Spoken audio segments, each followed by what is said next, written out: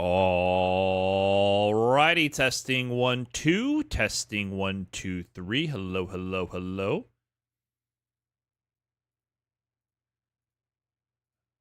Okay. Let's go ahead and get this up and running. Boom. Camera on. We live. How do we look in sound chat?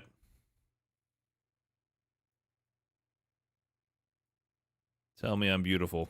Come on now. Lay it on me.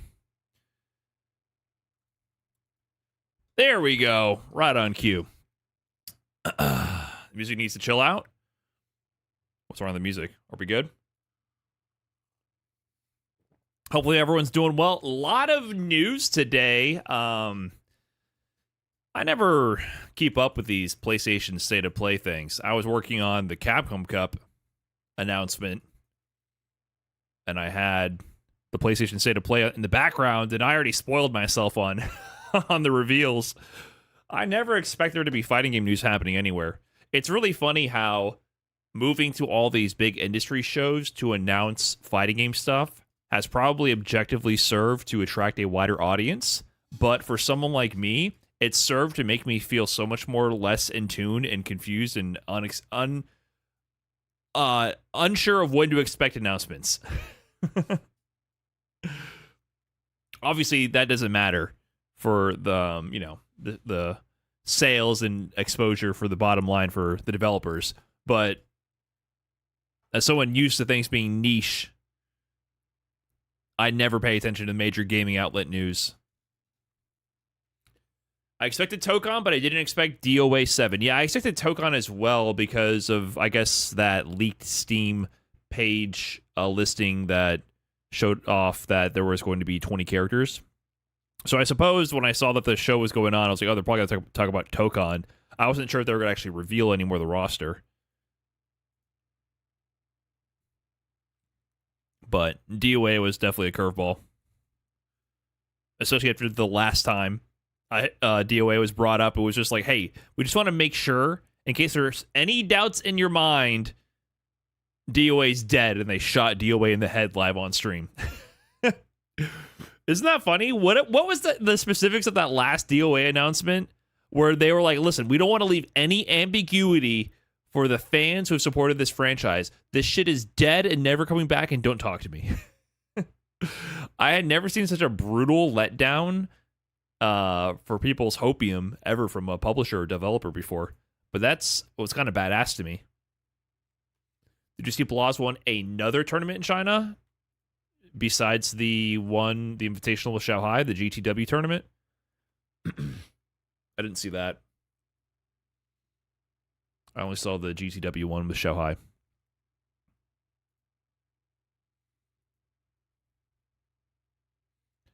This other Op Virtual Fighter come back and they're going to come out of retirement. Yeah, did Virtual Fighter have any announcements? That's what I was looking for. I only tuned into the second half and had it in the background while I was working on other stuff. You smoked that JP Terry player? Yeah, I saw some clips of that floating around. I might want to check that set out. I'm a fan of Kincho and Blaz. Don't think so? I'm more interested in Virtual Fighter than DOA personally, but I'm open to either title. I'm not, a 3D fighting game guy.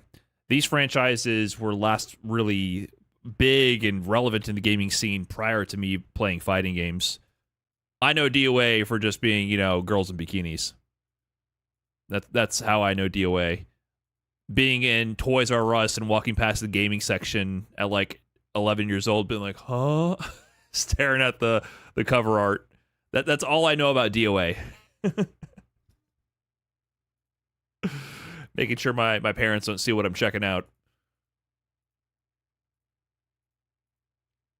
And then Virtual Fighter, I actually played Virtual Fighter. Might actually have been my very first fighting game. I played Virtual Fighter 1 or 2 at my neighbor's house down on the corner of the street, and later on we dabbled with. They had Bloody Roar. They had a PlayStation before I did, and they had a lot more games. So I remember playing Virtua Fighter there and Bloody Roar. Bloody Roar was the first fighting game that I had stuck in my head. Like, I remember distinctly being at school and thinking about Bloody Roar.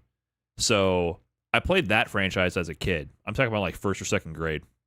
Then Tekken 3 is probably the one I dabbled with the most, where I understood like you had to do motions to do a special move, and I could do a special move. I could do Paul's Death Fist. This is still pre-understanding anything about fighting games, though. So I guess if I really think about it, I guess Virtua Fighter might have been the first fighting game I really played, unless I got to the Street Fighter arcade cab at the local sports bar first. I'm not sure. The timeline is fuzzy, but I never owned any of these games like that. I never actually got to really dissect them. It was always these chance encounters, which made them feel a lot more exciting, I guess. It was always a chance encounter where it was just mystical in that sense.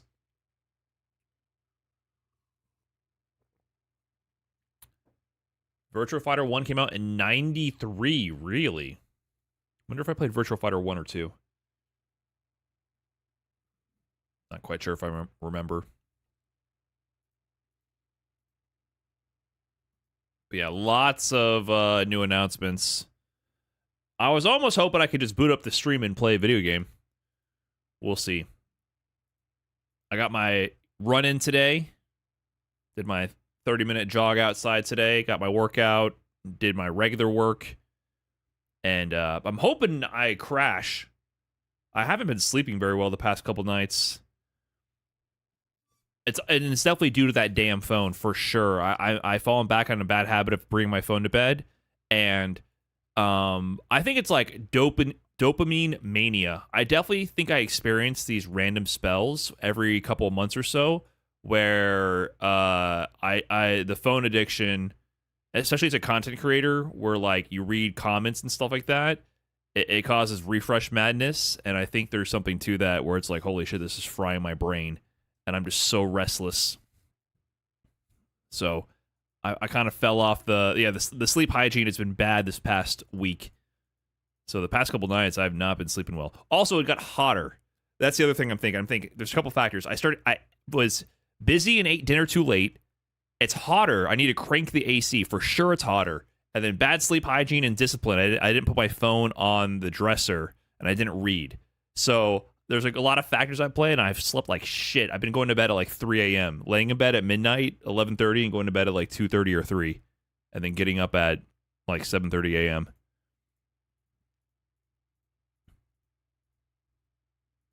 So I'm going to crank the AC tonight.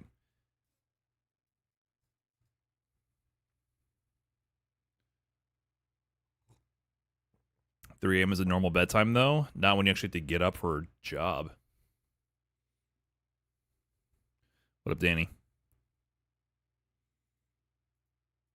I was being disciplined for a while, man. I just put the phone on the dresser, grab a book, get bored of reading. Got to get back on that. Any chance you check out DOA? Yeah, I'm not against it. If it sparks my interest, for sure.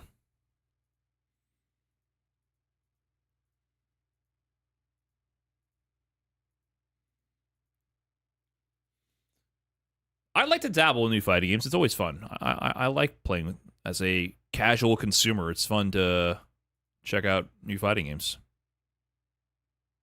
I mean, if they make it a little bit too cringy with being just full fan service, then it might turn me off a little bit.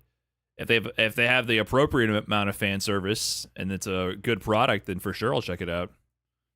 I got nothing against the game.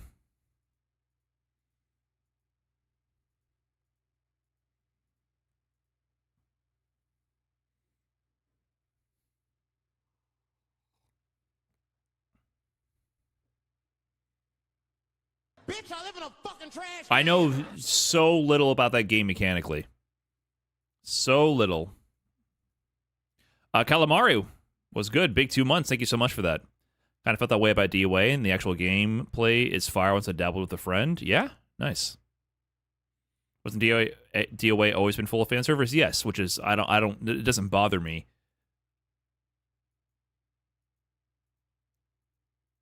So as long as it's, what I'm saying is, and they don't go off the deep end and make it insane and make it a cringy product, because it seems good so far. I'll check it out.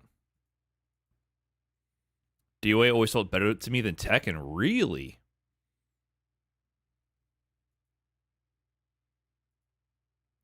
Might have been the first time I've heard that. What up, basically, Goblin? Chillin'. We got some topics to discuss for sure. We're going to get into it. In a minute. I'll let this next ad break run, then I'll start the presentation. Then we'll check out maybe some trailers. That's what I'm thinking. When's the new Soul Calibur? That they might need to actually take out back and put down. Just like the DOA devs did before with the last time they talked about DOA. I really cannot believe how much they're like, hey, listen, this franchise is dead and never coming back, and stop talking to us. And yet here we are.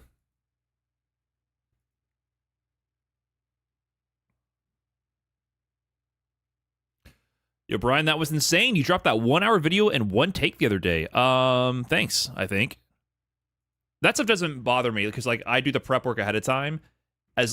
Doing a live presentation where you just have to keep rolling across any vocal slips, any, stutters, any what's occurring right now where I'm pausing my speech patterns to try to pull another word up.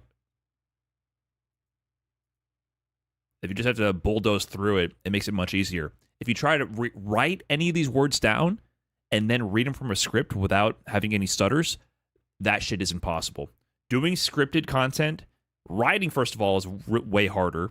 And then reading what you wrote without a teleprompter while looking at the camera and your words are off to the side, insane. Insane. I've done a handful of scripted videos like that, and I'm still chipping away at the next main channel video. I'm way behind on that. That is so much harder. Maybe some people have that talent, but for me, it's much better to just kind of get an outline and fill in the blanks because I can ramble about things that I'm interested in. Like the more organic style is better anyways. It depends. I think you have to put in a lot more effort to make scripted content better than organic style. There's a dip, there's a valley of despair where, like, if you start scripting things and the writing is not great and the editing is not great, then it makes it actually worse and more stiff.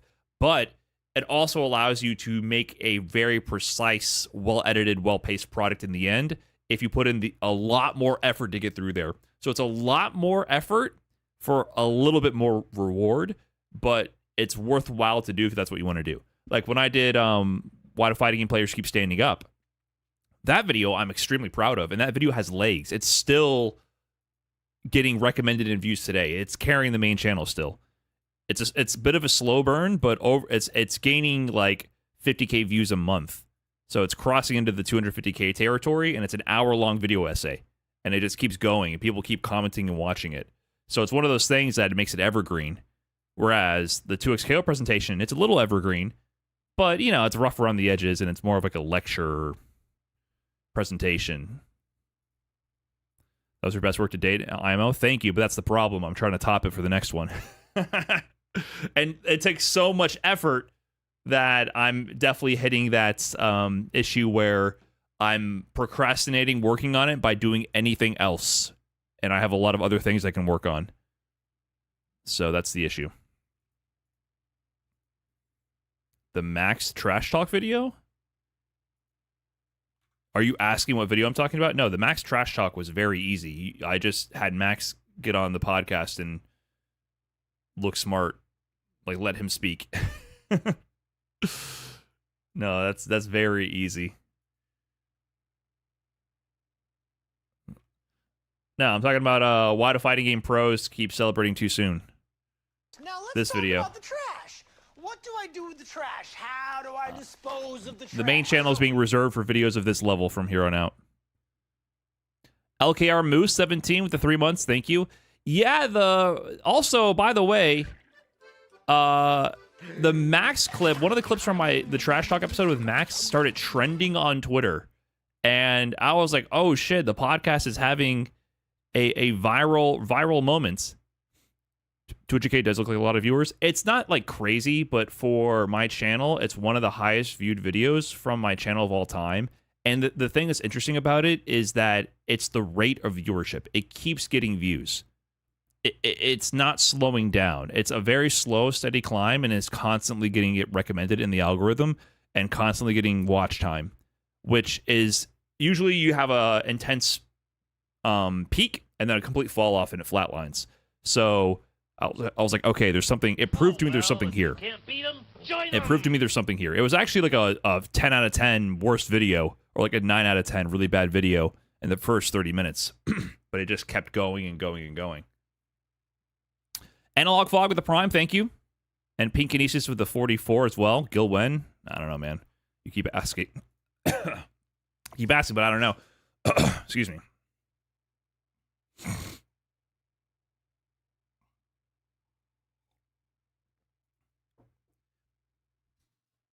Yeah, this clip from the podcast went crazy.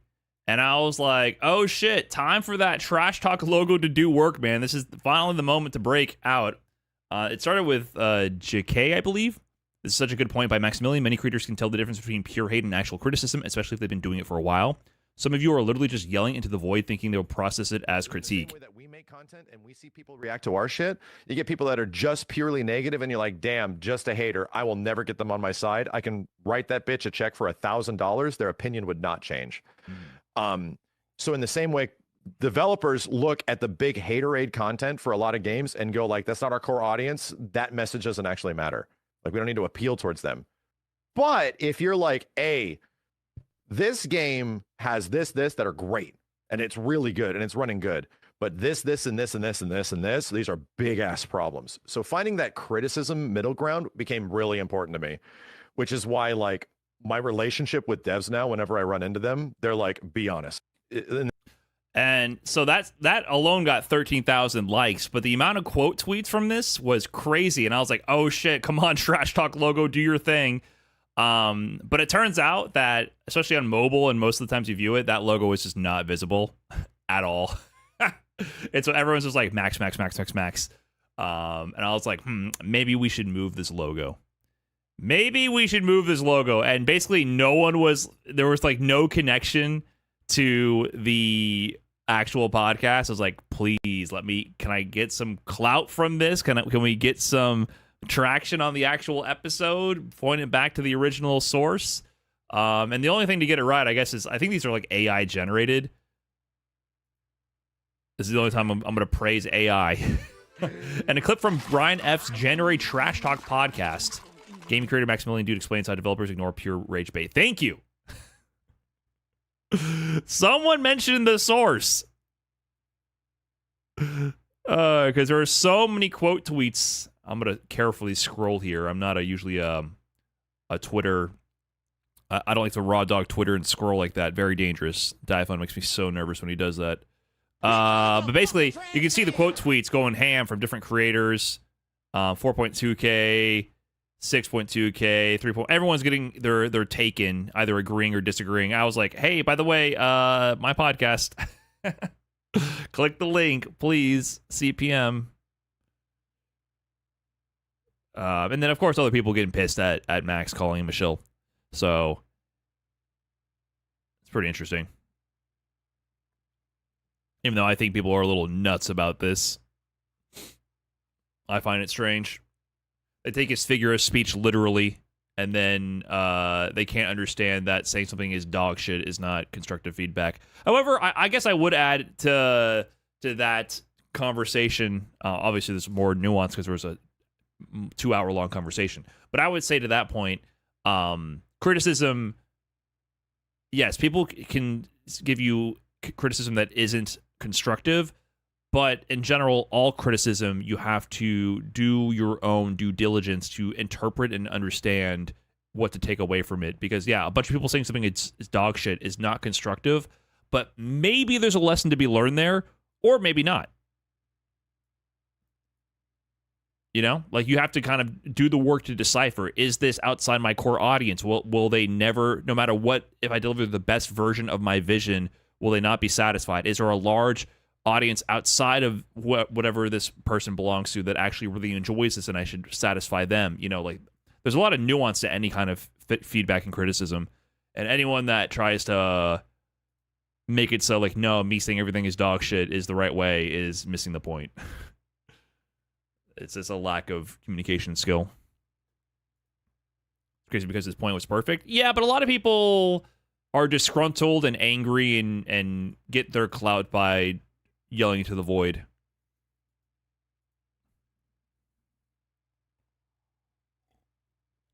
About everything in life, including video games.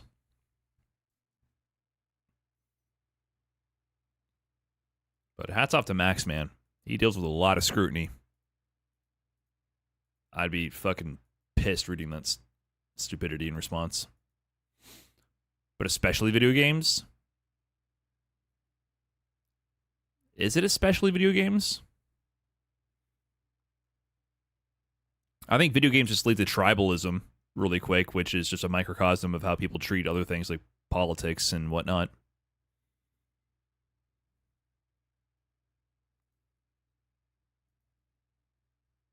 It's just a microcosm. It's a pattern you see reflected in many areas in life.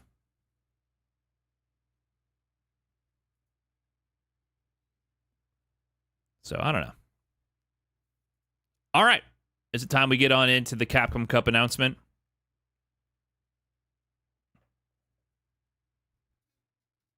I believe it is.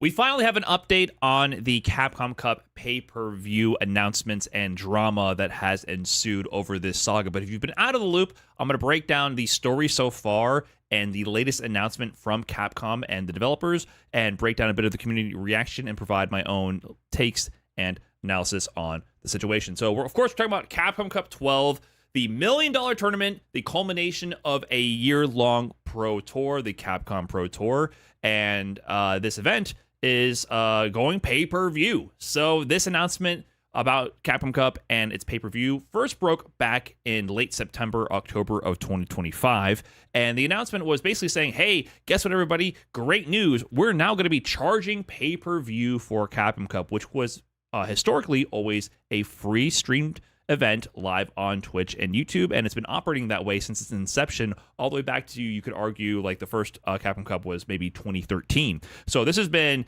a 12, 13 year long event. We're now at Capcom Cup 12, which has always been free, and Capcom has decided to it's the time now to clamp down, monetize on the existing audience, and try to extract a profit out of this. And of course, this was not received particularly well by a large number of the core audience and community.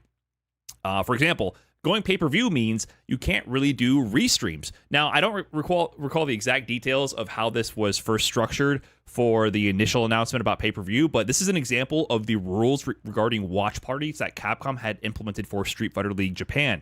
You can watch Street Fighter League Japan on your own stream, but the only thing you could actually show is this section of the screen here, the timer. This red, everything else on the screen must be excluded from your layout, but you could stream yourself, your own stream, while the event was live, showing the timer so that viewers could open up the primary stream and sync up the primary stream with their favorite streamer commentating on the other monitor. Therefore, Capcom doesn't lose any viewership on the primary source. Like this is their way of trying to crack down on losing control of the IP and losing potential viewership on the main stream, which is apparently pretty normal to Japanese audiences, but batshit insane to most people in the West and just a general streaming culture, because for the most part, especially in the gaming sphere, a lot of the way viewership is distributed is through restreaming with popular influencers. And I'm not saying that that's necessarily the best outcome, but that is kind of the status quo currently. And generally, major events, especially in the esports realm, operate by gathering viewership data for all the restreamers as well, and they make their profits by selling sponsorships and ad placement in the main broadcast, which still get the eyeballs viewed even through the restreamers' streams. But Capcom is taking a different approach. This is their solution for pay-per-view Capcom Cup. Also, Another reason why a lot of people were very annoyed with this initial pay-per-view announcement is because just the format of Capcom Cup itself, it's the culmination of a year-long tour of the global player base competing, playing with each other, and competing to find the best players from around the planet, which means, actually, a lot of these players don't even come from Capcom-run tournaments. Most of the qualifiers, 28 out of the 48 players, come from World Warrior events. The World Warrior Tournament Series are region-locked tournaments that are leveraging existing tournament organizers and communities to run these events within the local regions around the globe. This ensures that they get qualifiers from players from all over the planet. But it's also like Capcom leveraging the work and labor of existing communities outside of what they're running. Capcom is not running these events directly. There's like a structure and rules that they have to abide by, and Capcom provides some assets to assist with that, but this is not Capcom running it themselves, right? So you're having a bunch of local TOs to run these events, which will then qualify players from all over the world and send these players over to Japan to compete. And I'm talking about regions like Brazil, Chile, from all over the planet. And they go to Capcom Cup. And once again, the pay-per-view, in case you weren't clear about the price here, they're originally charging for the Capcom Cup finals, the final day, you could watch the group stages ahead of time, was 4,000 yen for Capcom Cup 12, and then the next day would have been Street Fighter League World Championships, but for the bundle, 6,000 yen, aka 40 USD. You had to cough up 40 USD if you wanted to see the finals of Capcom Cup, which, in the context of the global economy, was essentially pricing out people. Even if you were a diehard fan in certain regions around the world, you probably could not afford to watch Capcom Cup in many situations. You could have been part of the TOs that qualified these players and put in the work, and then basically Capcom says, hey, we might need your rent for the month for you to watch your player actually compete in the finals, even though you did the work to help support them and get them to this global stage. So it felt very antithetical to the whole global celebration of Street Fighter, and aside from just the actual cost to the viewer, all those reasons rubbed a lot of people in the community the wrong way. I mean, imagine being from Chile when Blas made it to grand finals on a historic run, 16-year-old prodigy here, which, unless you're from Chile, you were not expecting him to get to grand finals. You did not have the foresight to predict that Blas would be the rising star of this year. Imagine if you could not even watch this happen because it was pay-per-view. Literally, people from South America could have been priced out from seeing this historic event, which was a major, major event, not just for South America, Chile, but for the global community of Street Fighter to see this occur. On top of that, you actually can't produce content or anything. You can't have restreams, and also you can't produce any derivative content reporting on the results for pay-per-view for 2 weeks after the broadcast concludes. Capcom Cup next day. What's the big story? What's the highlights? What's the hype about? What were the major storylines? Who did what? Turns out you can't know anything about it unless people talk about it. I can just use my words to describe it to you, but you can't use any footage or any derivative content from the actual broadcast, even if it's transformative and more like a news reporting like you would have for the Super Bowl or whatever piece of content around a competitive event. Essentially killing the buzz around the event entirely and just trying to latch down and monetize a subset of the existing audience and sacrificing the growth of the greater broadcast. So this led to a lot of complaining in the community at that time. From this article, they were referencing some comments where people called the pay-per-view model archaic, pointing out that even longtime pay-per-view utilizer UFC has recently switched away in favor of a monthly subscription following a deal with Paramount. A commenter put, I thought Capcom organized the circuit as a marketing tool for the game. Makes no sense to charge viewers to watch it. And esports is, unfortunately, still way too niche for that to be profitable. So yeah, traditionally, esports was a mechanism to get eyes on the game, not a product that was sold independently and meant to make a profit independently. So this whole move seemed extremely bizarre to the greater Street Fighter community. And it turns out this was actually bizarre to the head producers of Street Fighter itself. Matsumoto and Nakayama-san were apparently blindsided, the producers of Street Fighter 6, by this decision. This article here had a pretty interesting snippet here. Development team shocked by the decision for Capcom Cup to go pay-per-view. Responding to a fan's question on X about the disconnect between the esports division division and the development team, Street Fighter 6 director Nakayama had a public comment. And yeah, who is that fan? One just lowly fan here happened to ask a comment here. But basically, Nakayama was vague tweeting. He was up at night vague tweeting about the situation. He said, "I'm really torn over this rejected concept number 5, the whole everyone assembled vibe," referring to the artwork in the tweet. He thinks that the artwork is great and says, "The dev team is completely a separate unit from the esports division. So we're only handling the main art and merch illustrations. I want this one turned into merch too. Please, Ecap-san."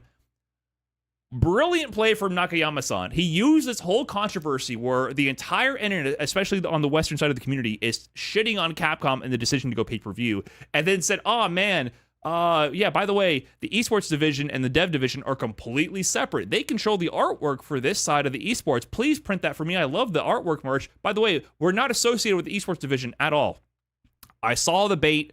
I took it. I tweeted at Nakayama and I said, "Doesn't it seem strange that the esports division and dev team seem entirely disconnected? Perhaps different monetization strategies could have resulted with collaboration rather than just charging such a high price for streaming Capcom Cup."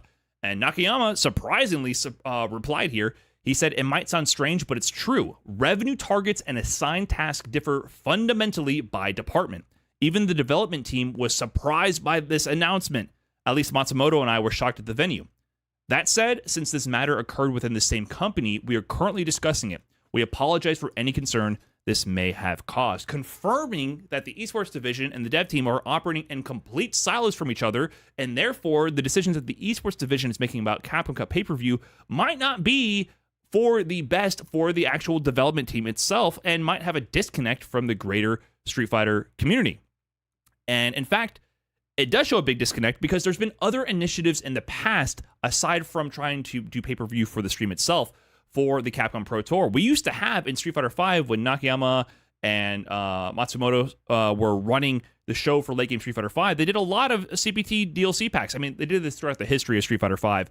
They used to do things like selling the DLC packs with stages, custom costumes and colors. They also used to even like create costumes for that the champion of Capcom Cup designed and sell that as DLC as well. And they would take portions of that revenue to fund the prize pools for the CPT and basically just put out a lot of content within the game itself, a lot of DLC to have recurring revenue where the Capcom Pro Tour would then advertise the game and keep players engaged throughout the year and throughout the season. So this seemed like a big departure from that previous strategy that was employed. And Capcom responded. They said they heard the feedback. They said, "Look, we heard you complaining. Give us some time. We'll cook up a response and give you more details coming up soon. Don't you worry. Just give us a little bit more time." Well, a little bit of time passed, and essentially what they said is, "We don't give a shit. We're doing pay-per-view." They essentially doubled down on the pay-per-view decision.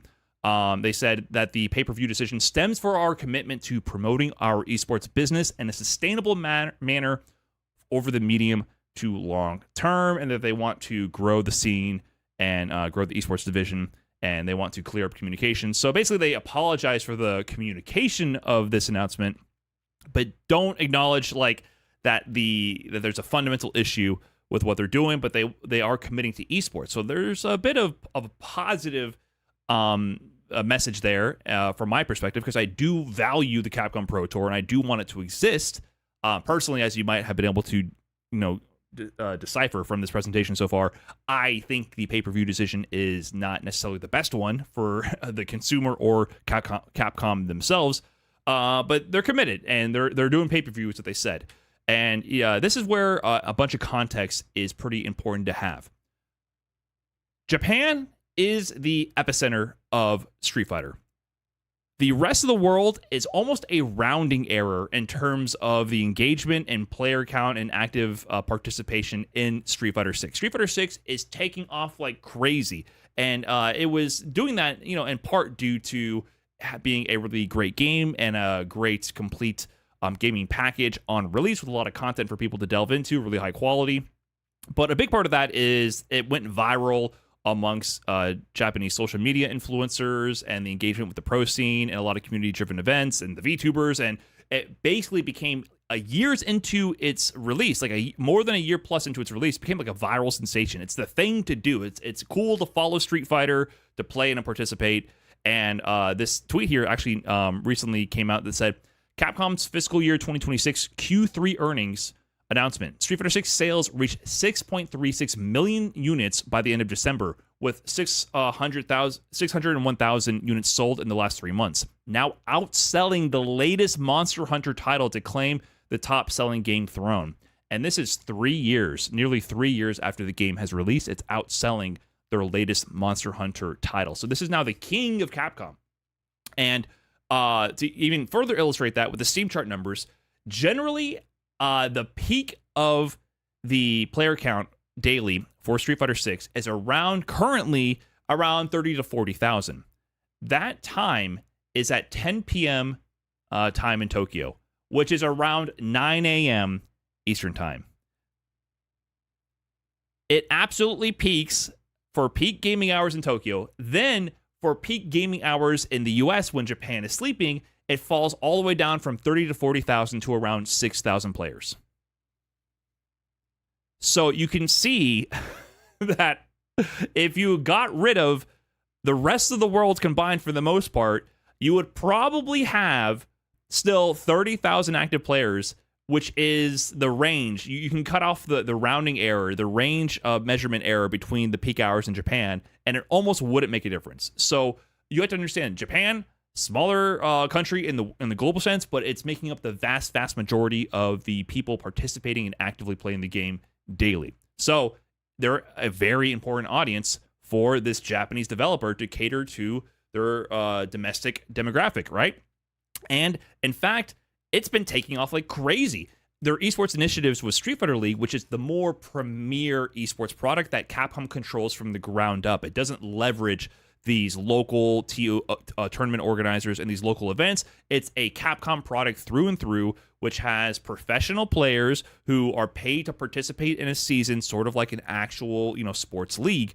They have been doing pay-per-view for Street Fighter League Japan for a number of years now. And in fact, it's been paying off, baby. The latest pay-per-view for Street Fighter League Japan Finals, which is when they do it, they tend to do the regular season free, then the finals are pay-per-view.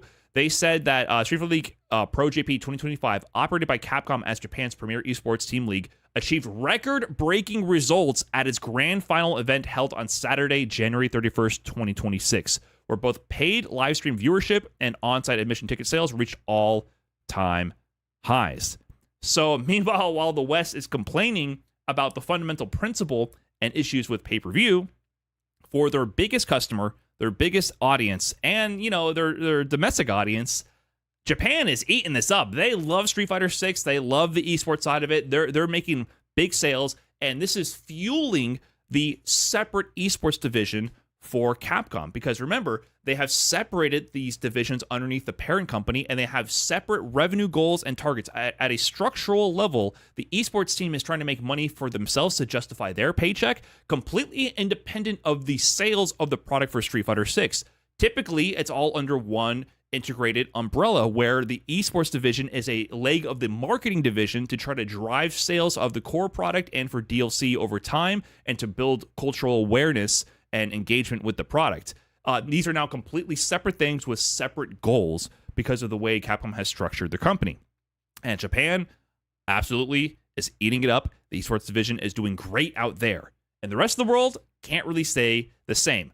But now we actually finally have an update that they've been kicking the can down the road about from Capcom Fighters. And you might be wondering, like, oh, what are the suits going to say now, right? The out-of-touch esports division, what are they going to let us know right now? These faceless suits who are making the decisions and cutting off access to the rest of the world. Well, I was kind of surprised to see that we actually got the suit. The faceless suits who have been pulling the strings, they put a face to it. My guy, Tetsuya Tabuchi, I apologize sincerely if I'm mispronouncing the name. I try to figure out a pronunciation. I couldn't figure it out. I don't know if it's Tabuchi or Tabuki. Please forgive me. But Tetsuya, he showed up, man. He came out here as the first person to show up in this announcement, and his title, this is crazy to read, E-Character, Licensed Business Division, Global Esports, Business Department, deputy head, and general manager. I don't know which title is the formal title or what, but he has, it just keeps going and going. And it just feels like instantly, I don't mean to judge a book by its cover, but we're literally getting the suits. The business decisions behind what's going on and the esports department is, not someone who at first glance feels like they would be in touch with the greater competitive gaming sphere. It's just an impression I'm getting. Okay, I don't want to judge a book by its cover, but he's got a suit on. He's looking well groomed. He's looking a little seasoned, and his title it wraps around his name. It just keeps going and going. And but we have an announcement from Tetsuya here. He says, "Hello everyone. My name is Tabuchi, and I'm in charge of the Capcom Esports business division." And in the announcement, it goes on to say, following the announcement that live viewing for this event would be ticketed, we carefully reviewed the many opinions and feedback we received from the community. After thorough discussions across various departments within Capcom, we've decided on the following to revise the pricing of live viewing tickets. They also said some context for the how they priced this originally, that they did not properly review the pricing in terms of a global market. They said, however, after reviewing pricing structure and cost of living standards across a wide range of global content, we have re-evaluated the pricing to ensure that fans around the world can more easily enjoy the event, stating that originally they priced this the same thing that they do for Street Fighter League Japan and pricing it for a Japanese market. So what do they actually do? The price for pay-per-view for the final days, the group stages remain free. The very final days have dropped significantly. Originally $40 for the bundle. It's now $10 USD to watch the final 2 days. So that is a huge percent drop in the price, which is a lot more affordable for more people around the world to justify spending any money on watching people play video games. That's one of the big things that they announced. They also changed the streaming platform. Apparently, this Spawn platform is a lot less popular in Japan compared to the larger streaming platform that was used before. So maybe they were able to negotiate a way out of this streaming contract, pay-per-view contract with the other streaming service and find a better deal. I'm not sure. They also announced that, hey, co-streaming is allowed. No application needed. Listen, you remember that little timer in the middle of the screen? Don't worry about that. You can have your watch party for free. No big deal. Just like every other esports event on the planet for the non-pay-per-view stages, Wednesday to Friday, not for the finals on Saturday and Sunday. They also point out here that for the official streams, they're going to have English, Japanese, Spanish, and Portuguese, which does cover a lot of languages, which is a great option to have. They also mentioned that they're going to have a Chinese stream as well on Kuaishou, so they're covering the Chinese audience. So that's pretty great addition, right? Making sure that they have a lot of languages to support their global international audience. I think that's a plus here. But they also announced that they're going to be doing live streaming in the Battle Hub. So they were actually teasing this feature originally about a week or so ago, where they did a test broadcast of Street Fighter League Japan inside the Battle Hub. And they're going to go for it for Capcom Cup, which I think is actually really cool. And the Battle Hub itself, which is like the social hub, a lobby that you can join with your digital avatar and walk around and interact with people with their discussing amalgamations that they've created in the character creation mode and sit down to battle people like cabs. It's like a social feature that a lot of people actually use. They had a big screen there in the middle of the whole Battle Hub, which was obviously set up to stream competitive matches and stream, events that people would want to watch. They're actually going to go for it after this test, which is pretty cool. However, this stream, they're saying that this is going to be a trial stream. There might be disruptions. It might not work. And this is going to be for the finals. It's going to be free in-game. So if you have access to the game, you can boot up, not pay the ticket, and watch on Saturday and Sunday in your Battle Hub. It might not work, though. It has no commentary, and it's first come, first serve because the Battle Hub has limited capacity.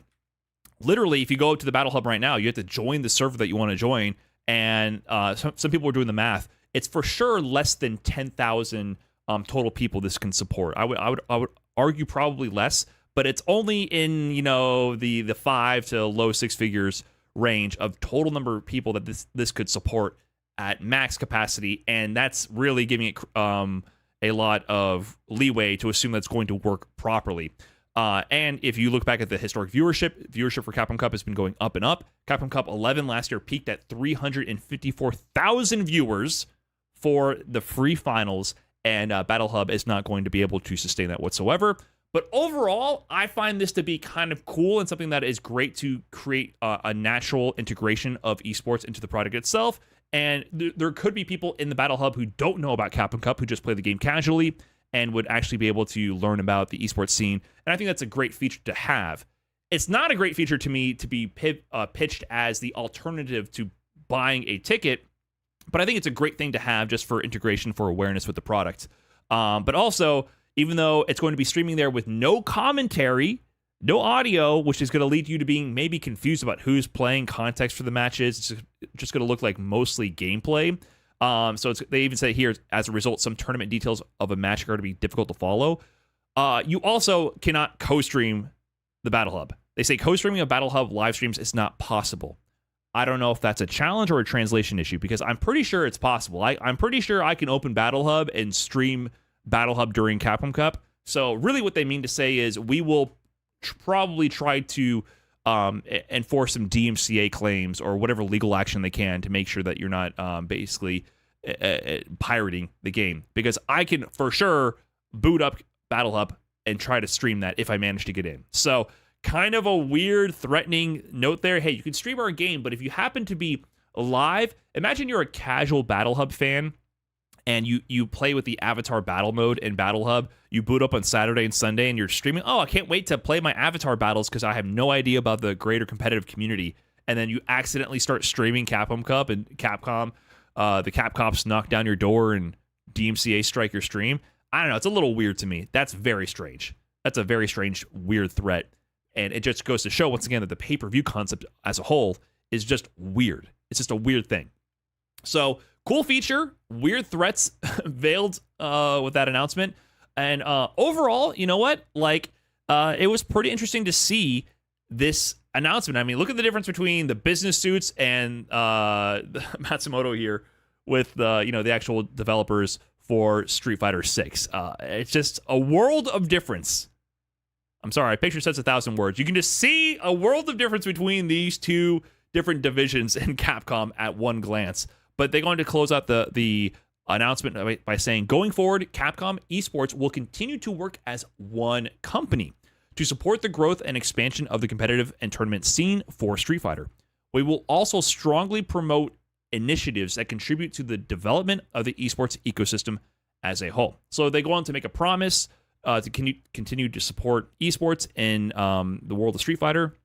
And they're really trying to emphasize this idea of Capcom working as one company. Clearly a very polite way to acknowledge, hey, we fucked up and didn't talk to each other, and that led to a lot of bad PR. And they're trying to do this announcement literally as a way to like bridge the gap between the two teams and try to communicate that to the greater community. It's pretty, I gotta be honest, a well-crafted PR move to overall. It honestly, I see the strings that they're pulling here and the way they're organizing this, and their PR strategy here, not bad. But the response from the West, still overall, they're missing the core component. It's still pay-per-view, right? So a lot of people are still pissed. Brutus here says, only top 8 is without a paywall now, guys. Oh, and the free viewing option has limited slots. Fuck you if you're not home to watch. Don't be satisfied with a company that a compromise that only exists because they tried to fuck you even harder. The pay-per-view model should still not exist. Gatti here says, the base product is the game. Anything media related to it simply can be an advertisement for the product. Why is this lovely man in a suit charging me to watch their marketing strategy? And some other people were saying things along the lines of this one commenter, still enjoy watching Street Fighter 6, but hard to give a fuck about CPT now. And this is the general sentiment you're seeing. Most people, as soon as the very first pay-per-view announcement was given out in late September, immediately checked out from the Capcom Pro Tour. Why would I watch the next few remaining qualifying events and be engaged with the tournaments and feel hyped if I know at the end of it, they're going to try to charge me $40 to watch the finals and I'm going to be disconnected from the finals? It puts an entire damper on the year-long process leading up to this. I was so deeply disappointed as someone who produces a lot of content around the Capcom Pro Tour and makes a huge effort to try to do the marketing for Capcom, really, because do a terrible job of promoting the World Warrior qualifying events and covering their own tournaments. I feel like I've worked my ass off to try to cover these events and promote the esports scene here in the West.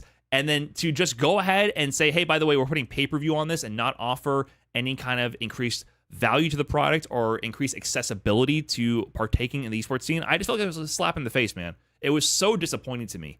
So disappointing to me. You can monetize in so many ways. You can offer a premium pay-per-view stream that has reduced ads and maybe extra content. You can create DLC. You can even just put out a damn GoFundMe. There's people who would be willing to put their money to support this initiative, but just don't limit the amount of access to people around the world. It doesn't make sense. You're purposely trying to cut off circulation and buzz and promotion around your esports scene, which will lead to it to dry out and be less relevant to the rest of the world.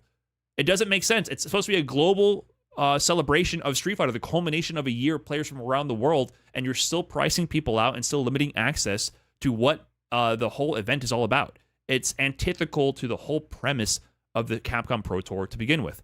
So that said, a lot of people from the Western audience are disappointed. That's the general sentiment is negative. A few people do acknowledge that the price has improved. Like in general, there's a lot of good things here. Objectively, the Battle Hub viewing experience is better. The price is greatly reduced. I think I would pay $10 individually to watch this. Yes, but it's not the point overall. So some people had some mixed reactions, but the main thing is, how does the core audience receive this?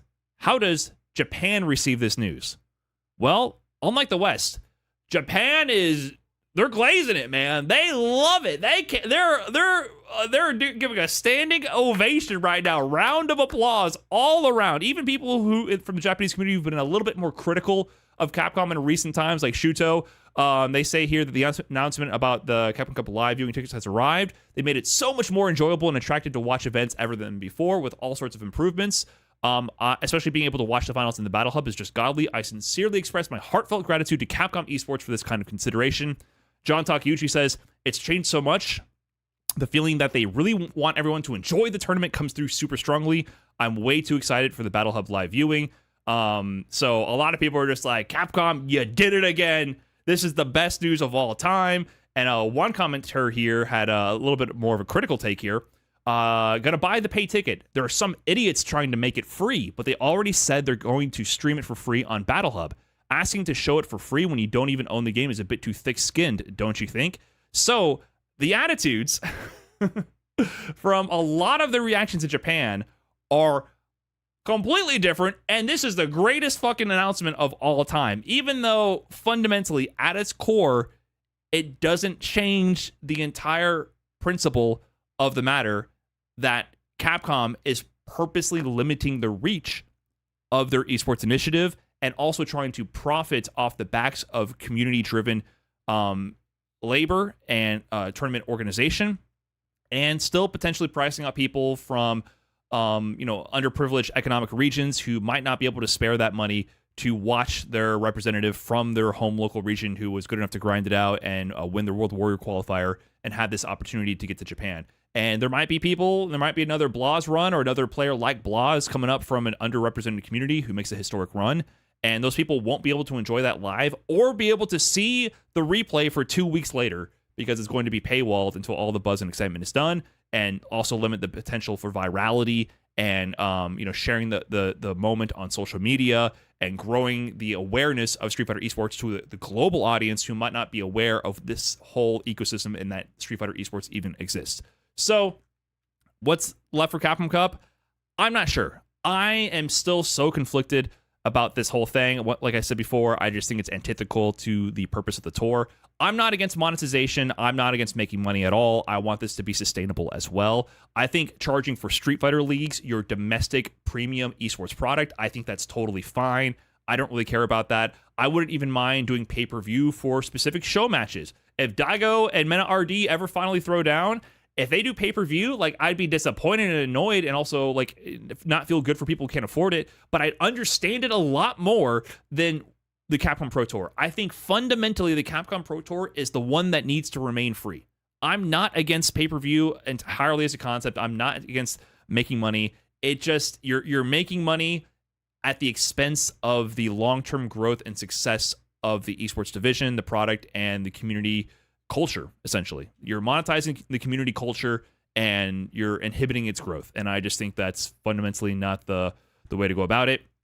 People want to spend money. I mean, obviously, this is an example of Dota 2 and the International Battle Pass, where they've already raised $18 million by selling DLC. Now, to be fair, the Street Fighter 6 player count here in green is literally just a blip compared to the nearly million concurrent players that Dota 2 gets daily. So obviously chop off 3 zeros off this figure.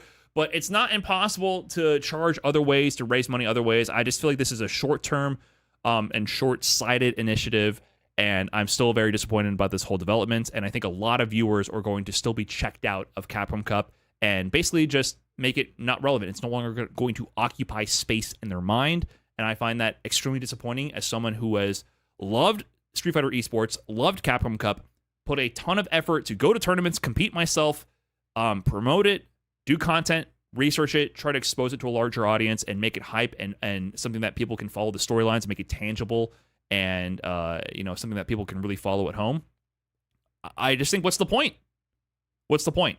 What's the point in me covering all these stories that Capcom refuses to cover if at the end of it, people aren't going to be able to see the finals? Like, I just feel very, very disconnected as well as a hardcore fan of Capcom Cup. And so overall, it's like, once again, one step forward, two steps back. I'm pretty disappointed about the final conclusion. But that said, it is only $10. I can see a lot of people just buying it. I can see this potentially being a financial success in the short term for Capcom. And this might be the play for the future. So I'm not sure where it goes from here. I hope they correct the ship before it begins to result in potential less awareness in the greater community. But at the same time, it's working really well in Japan. I understand it from a short-term business perspective entirely. And I'm not sure. I'm not sure where this goes from here. Overall, I'm hoping for the best for esports. I'm hoping that we can actually enjoy Capcom Cup, and I just wish this went away so it would be easier to tune in and share the moment with all the community. That's all I got. Let me know what you think in the comments. Catch you in the next one. Peace. Okay. Clip it and ship it.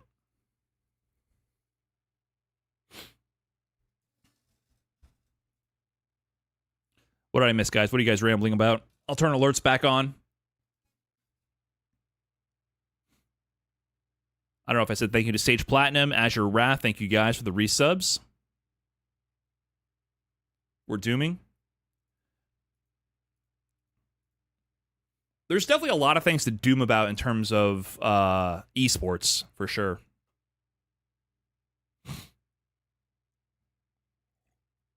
Why give $1 million to the winner if you need to make that money back? Lol, so stupid. The $1 million prize pool is so unsustainable. They could cut that prize pool in half and distribute it so much more evenly amongst the participants and promote a healthier ecosystem. But once again, the idea is like, oh, the $1 million is a big way to generate buzz. Now that we have that hook, we can try to monetize people who want to see who's going to win $1 million. $1 million prize pool is awesome. Yeah, there's an inherent power to that, but I don't think it's that awesome to start like structuring your entire foundational philosophy around it. You know what I mean? If you can support it, you can support it. If you can't, don't start to make things worse to support it. SNK had 1.5 million. How awesome was that? It must be more awesome. Also, yeah, the arms war for the prize pools is pretty funny.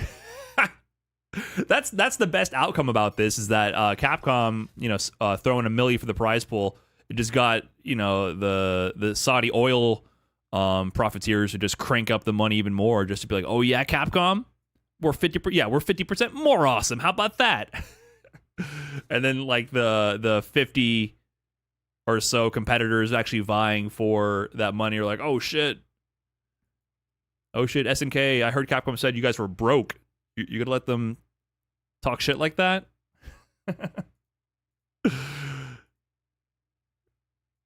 They're just rage baiting SNK to throw more money at City of the Wolves, which is not translating to casual people buying the game. Faulkner DNZ, thanks for the 10 months.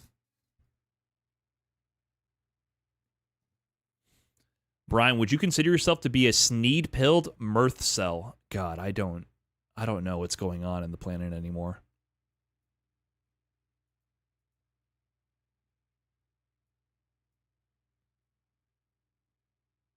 I don't know what's happening anymore. I'm so out of touch.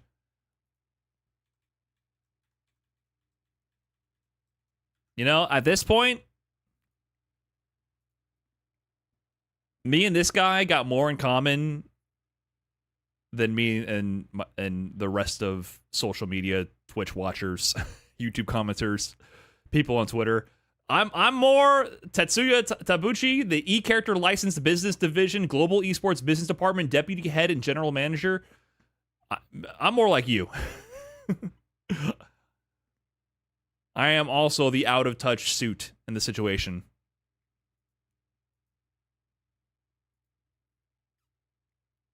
Goddamn, a lot of titles right there. It's insane. I need to come up. How can I make a title as equally as powerful? I need more words in my title. E-Character Licensed Business Division? E-Streamer Content Monetization Director? Global Streaming Entertainment Manager?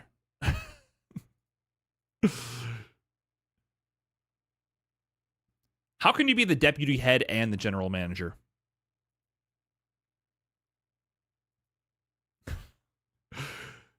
Jeez, Tabuchi, save some titles for the rest of us, man.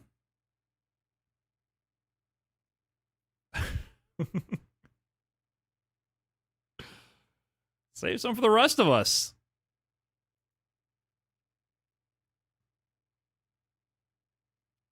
Bro's getting extremely underpaid. How many jobs are in here?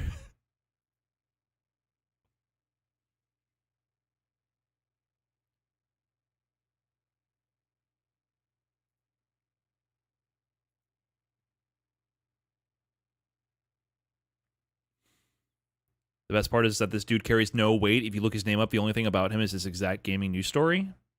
Sure, I mean, whatever. He can have his job. I think it's okay for people to be in companies who aren't public facing. You know, a really weird thing about game development is how public your employment is.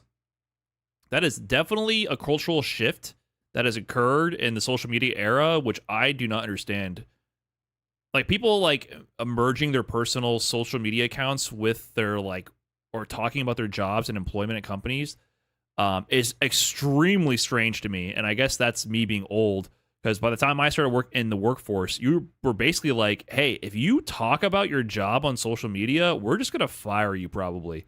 And certain industries, it's maybe not only expected, but encouraged or required for networking.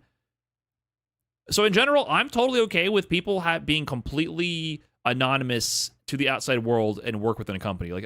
It's very strange to me how much in the games development space, people's titles and their work is public facing. It's very strange.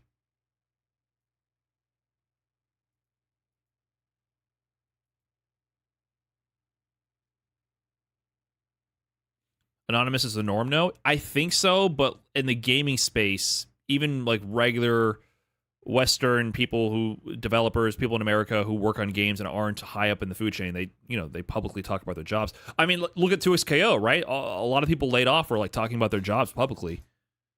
It's become, I guess there's a less of a division of your public facing persona online. It's like the holistic person that happens in a lot of Western dev worlds. But I guess people see Twitter as sort of a networking tool.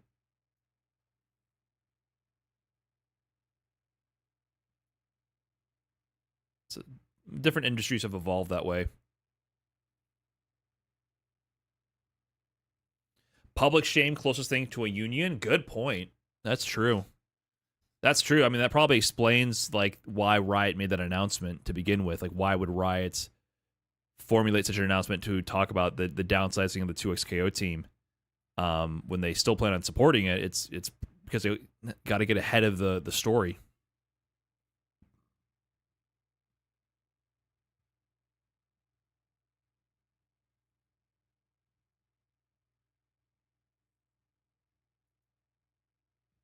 It definitely would be better if we just had unions. Instead of trying to like get clout on social, just like you have to get clout on social media to get customer service help these days, it would just be better if you could secure stable employment and fair employment practices just by having a union and not trying to be clouded enough to scare the company.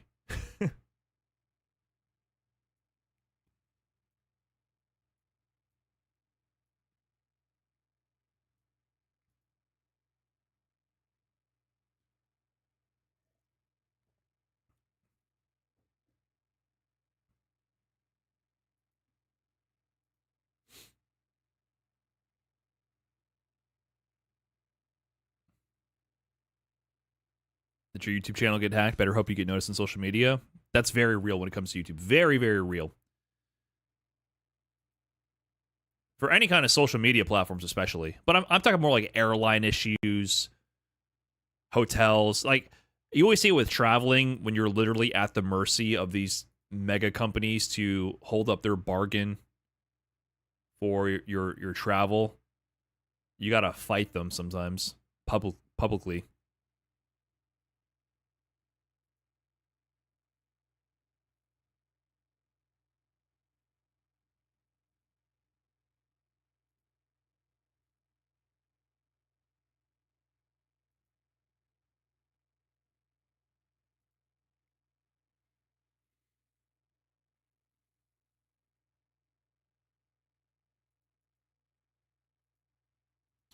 And getting to work out in video games at Riot is still the dream. 6 months paid. Are you kidding me? I bet anyone who's ever been laid off in the game industry would take that.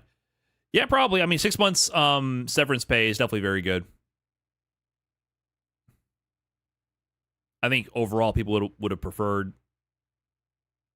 things to just work, though.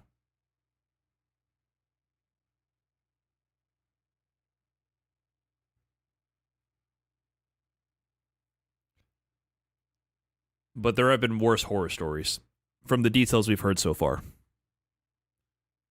There definitely has.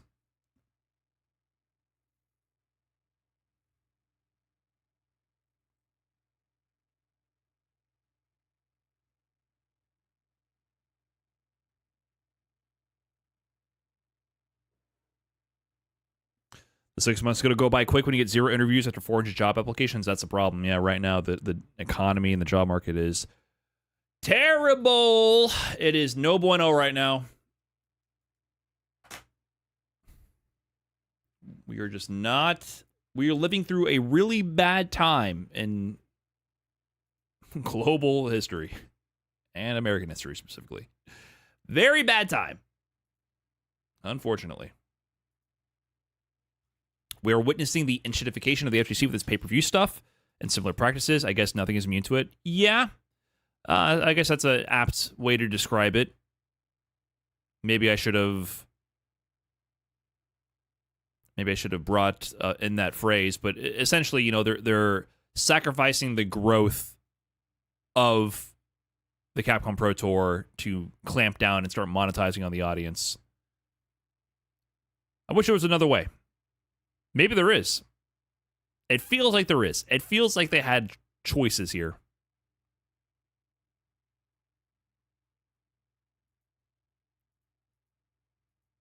So that's my main beef with the whole thing.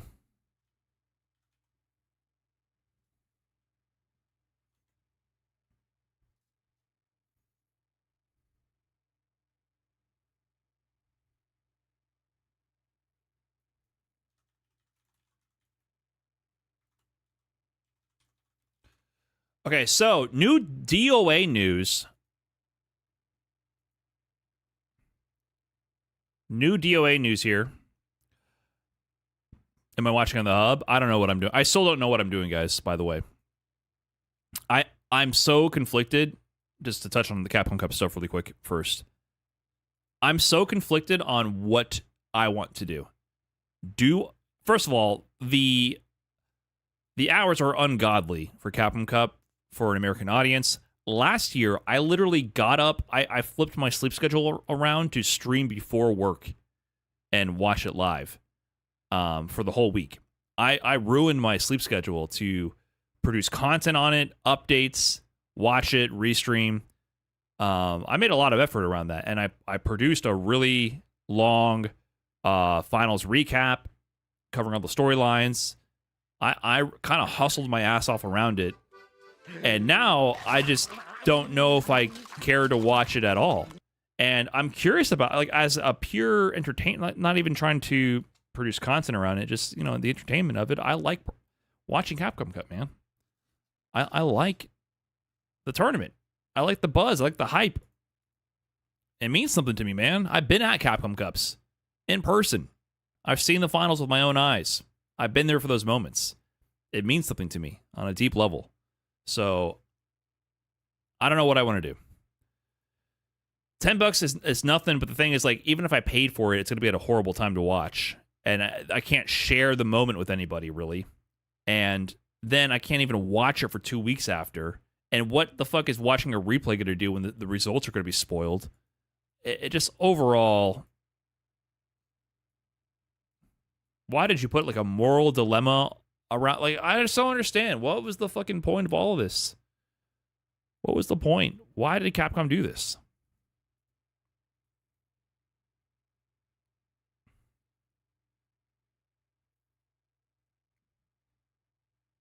Hurts my feelings.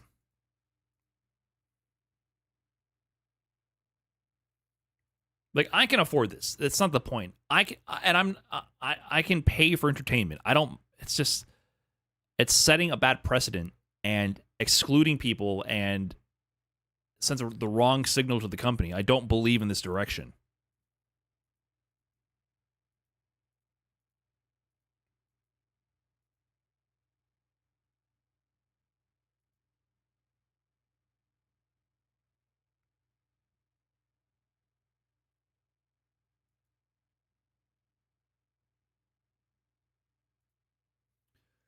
Anyways, that's the most I have for that.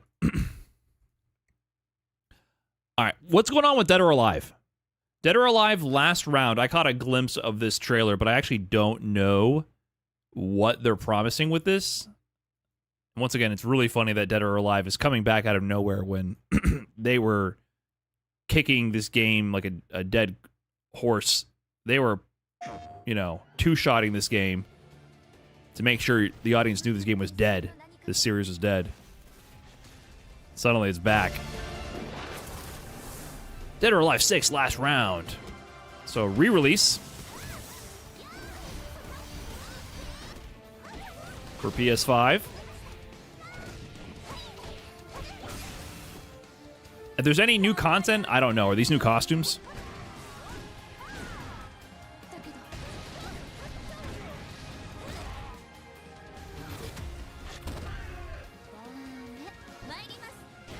Gunner's rejoicing. They need to bring back Dead or Alive volleyball. Oh, that's right. They added the... Did they not have the camera mode before? Is this a new feature? This seems like exactly the type of feature that this game was built for. Wait, are they also moving the character? Oh, you can adjust the character? Hold on. I was with it, but that might be too powerful. That might be a little bit too powerful. I was okay if they forced you to get creative with the camera, but if you can start actually moving the character model... I don't know, man. Wait, oh, they adjusted the facial features? Oh, I just noticed the physics while moving the characters.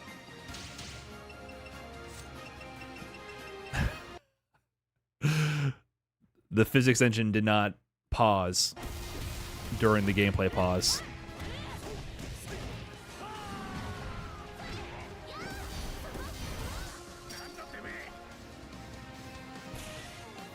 Is this new story mode content? Who played Dead or Alive 6 here? It's hard for me to tell what's new or not.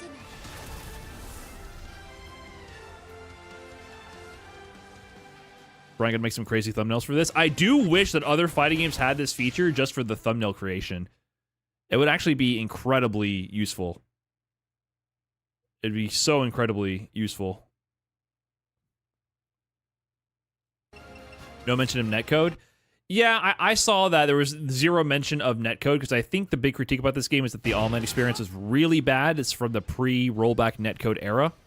But to be fair, like, that shit does not matter for who they're trying to target. It matters for the longevity of the active player base, but just to get some quick sales, obviously they're going to show off the camera feature. I would hope it has rollback netcode so people who actually play the game can play it. I played it thus far. The only new thing I see are the new features in the photo mode. It had a simpler photo mode before. Same costume, same characters, same story cutscenes. I see. Okay, so maybe just porting it to PS5 with the photo mode. Getting things ready. Okay, I mean, interesting overall, I suppose. But of course, that's because they teased Dead or Alive 7.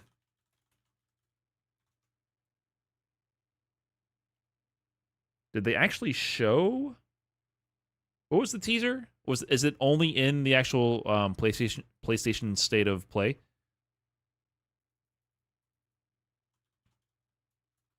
I don't know if they uploaded the teaser separately.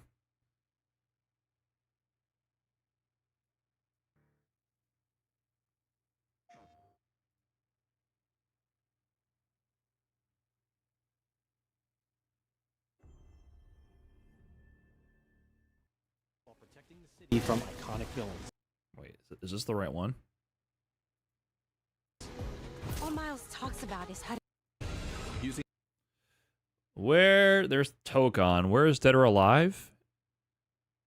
Wait, Bungie? Hold on, let me see this. It's quiet. I kind of like... This is Marathon, right? That's the game Bungie's been working on. I'm a little bit intrigued by the Marathon art style. And you know what's interesting about it? I feel like 2XKO was intended to trying to go for this aesthetic a little bit. I feel like 2XKO is kind of adjacent to the sort of cyberpunk Ghost in the Shell art style aesthetic. The copyright art. I did see that there was some controversy that they were potentially stealing a lot of concept art from a lot of art and textures in the game from online artists. I did see something about that. I think this genre is very saturated already. I don't know what this genre is. Good morning, New Cascadia. This is Joy, your community outreach liaison. It's a lovely day outside. It's quiet. Very quiet. It's an extraction shooter. Rainfall is I've only seen some of the promos with the art style. A long time. For those who did not wake, your restless dreams endure. So small among the stars. So Bungie's done with Destiny then? Do not worry. Peace is upon you. They should have just been making Halos for forever. Walk with you into its embrace.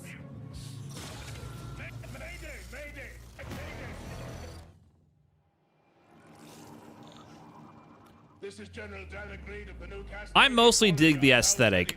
I'm a little hesitant about the extreme smooth pastel colors on some of the surfaces. Like, it's a little jarring, but I think that makes it look unique as well. Way back. Mayday, mayday. This is Dan Agreed. Tell Steady.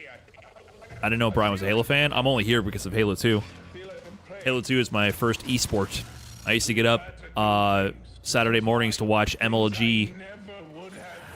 reruns on ESPN at like 9:30 in the morning. We're all monsters.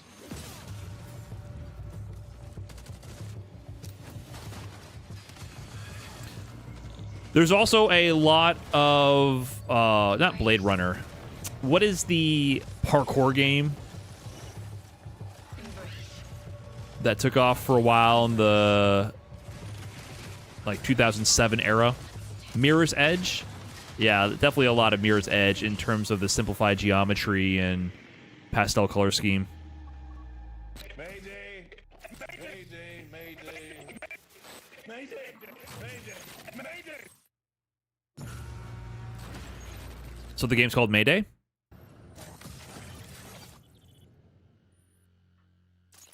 Cool.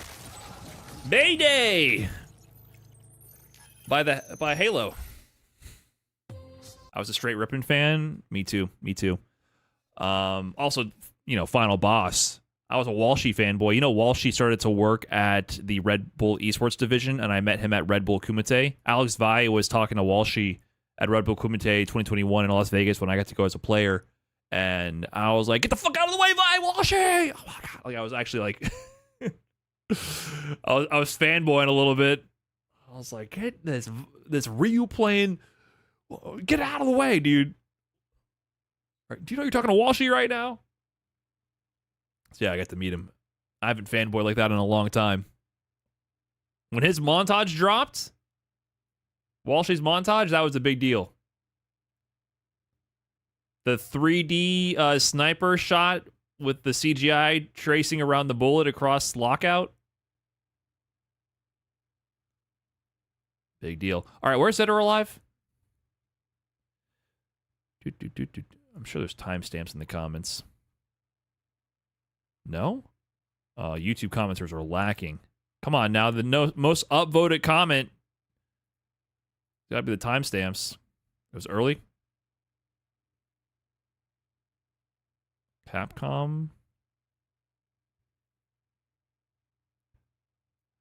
What's the verdict on this Pragmatica game? Pragmata, whatever it's called.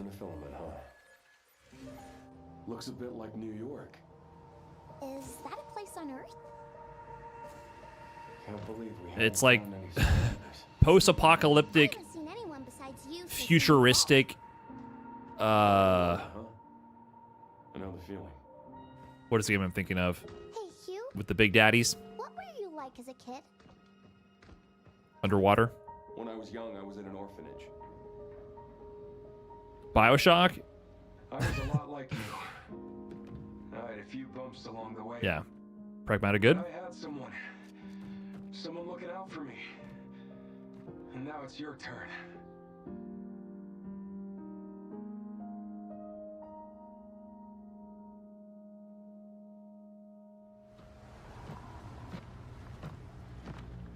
I could have played the demo for like a Twitch bounty, Twitch sponsorship. Never got around to it.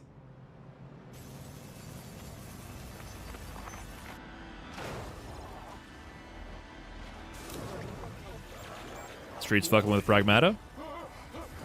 Oh, big head. Okay. Demo for this game, but no demo for RE9. I'm really interested in RE9. RE9 looks really good, and now that I finally played RE4 Remake, I feel like I can actually boot up and play that. I did not care for RE8 Village. It looked way too campy and corny to me, and RE7 is too scary for me. So, oh, is this it? Rhodes Hill Chronic Care Center. Yeah. This looks really good to me. The first person is kind of lame. I liked RE7. I watched Eris play that game a bunch, but I would not play it myself. What does Victor want with you? I watch people speedrun that game a lot too, actually, He grabbed you for a reason. but I wouldn't be able to play it myself. Find anything on Opus? Not yet. Nothing on the servers at the CIA or the Pentagon. You are an ignorant fool. Leon, we're running out of time. Your RE4 playthrough is really fun. I'm glad you and 30 other people enjoyed it. Appreciate that. The team has settled on a person of interest. A former T-virus researcher. No, I haven't played the other remakes. I never played Resident Evil games until RE4 Because my master remake. made you who you are. What am I gaming on that isn't Street Fighter? Brother, I'm not even playing Street Fighter. Look what I'm doing right now. I work. I take care of the dog. I try to go to the gym, cook, clean, prepare a stream, go to bed. Yeah, that monster they keep showing off, the big mama, she's crazy. But I did start playing Expedition 33, but I've only gotten like 2-3 hours in. It's been a while since you've been back there.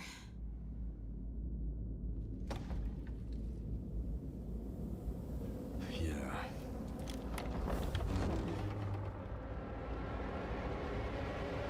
Is this the location from an old Resident Evil, right? That looks familiar from RE2 or 3. I'm Sean Benson. And I'm Sid Schumann. We're back with a new batch of games on their way to PS5. But before we begin, we wanted to highlight the upcoming That's from release dates RE2. for both Pragmata I've and watched Resident Evil Requiem. Resident Evil is always a game I watch other people play for many years. I watch a lot of people play Resident Evil. I randomly get into the speed runs of the game, but RE4 is the only one I actually dabbled with.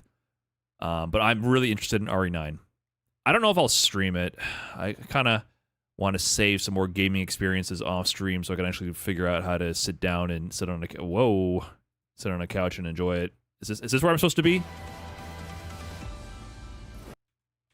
Is this the okay?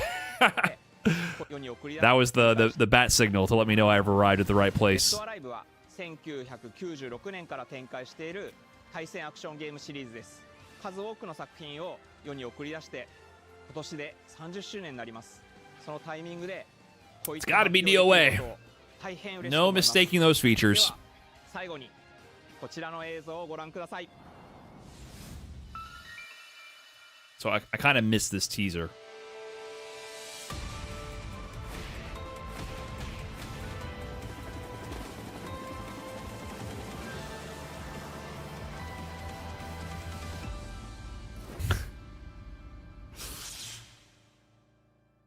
They know what they're doing. So the dawn of a new chapter awaits in development for PlayStation 5. デッドアライブシリーズ最新作も開発始動しました。続報お待ちください。 Cool. Okay. We'll wait for more details. They're making DOA 7. Super short teaser. What did they show at the stage? DOA tech? Like I said, I'll check it out. Bloody Roar 4 on the way soon. Please, dude. That would actually revive my childhood. I was obsessed with Bloody Roar. Obsessed with game. デッドアライブシリーズ最新作も開発始動しました。続報お待ちください。 Bushido Blade? I think I played that. Was that a 3D arena samurai fighter? Oh, yeah. I think I've talked about this on the stream before. I played Bushido Blade at my friend Danny's house. He had all the PlayStation games, and we would play the story mode.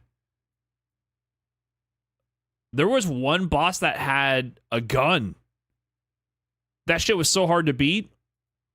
I thought I was getting kind of good at the game, and then suddenly one of the bosses just pulled out a gun and was shooting me.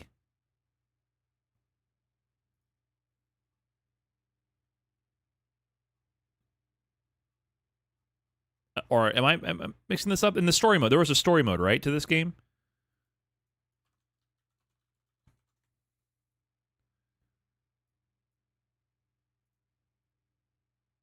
Does that bitch have a gun? Yeah.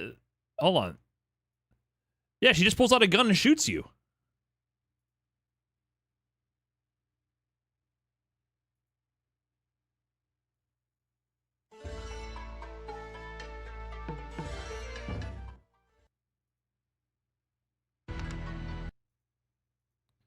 I remember this is where we would often get stalled on our runs through the story mode.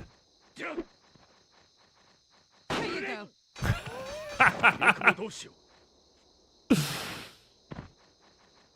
Here you go.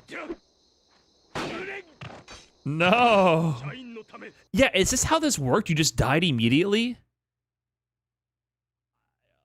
It's been so long. I must have been 10 years old.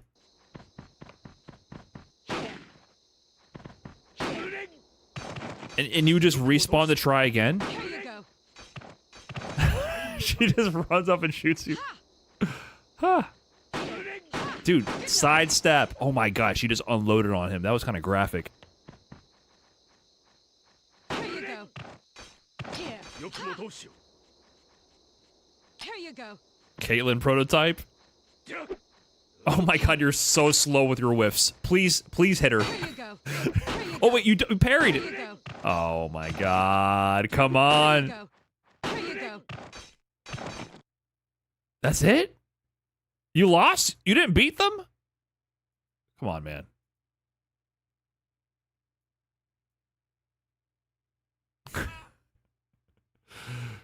This looks like an Eris game. I think Eris did play this game on stream, but I actually played that. It was on rotation for a while at my friend's house across the street. It was definitely one of the regulars as kids. I don't know how he had that. He had a bunch of random games. On April 30, 20. Okay. We got Tokon. Tokon news. Chandelar, Shar, something. Do you guys know these Marvel references that they're bringing up? Because I do not.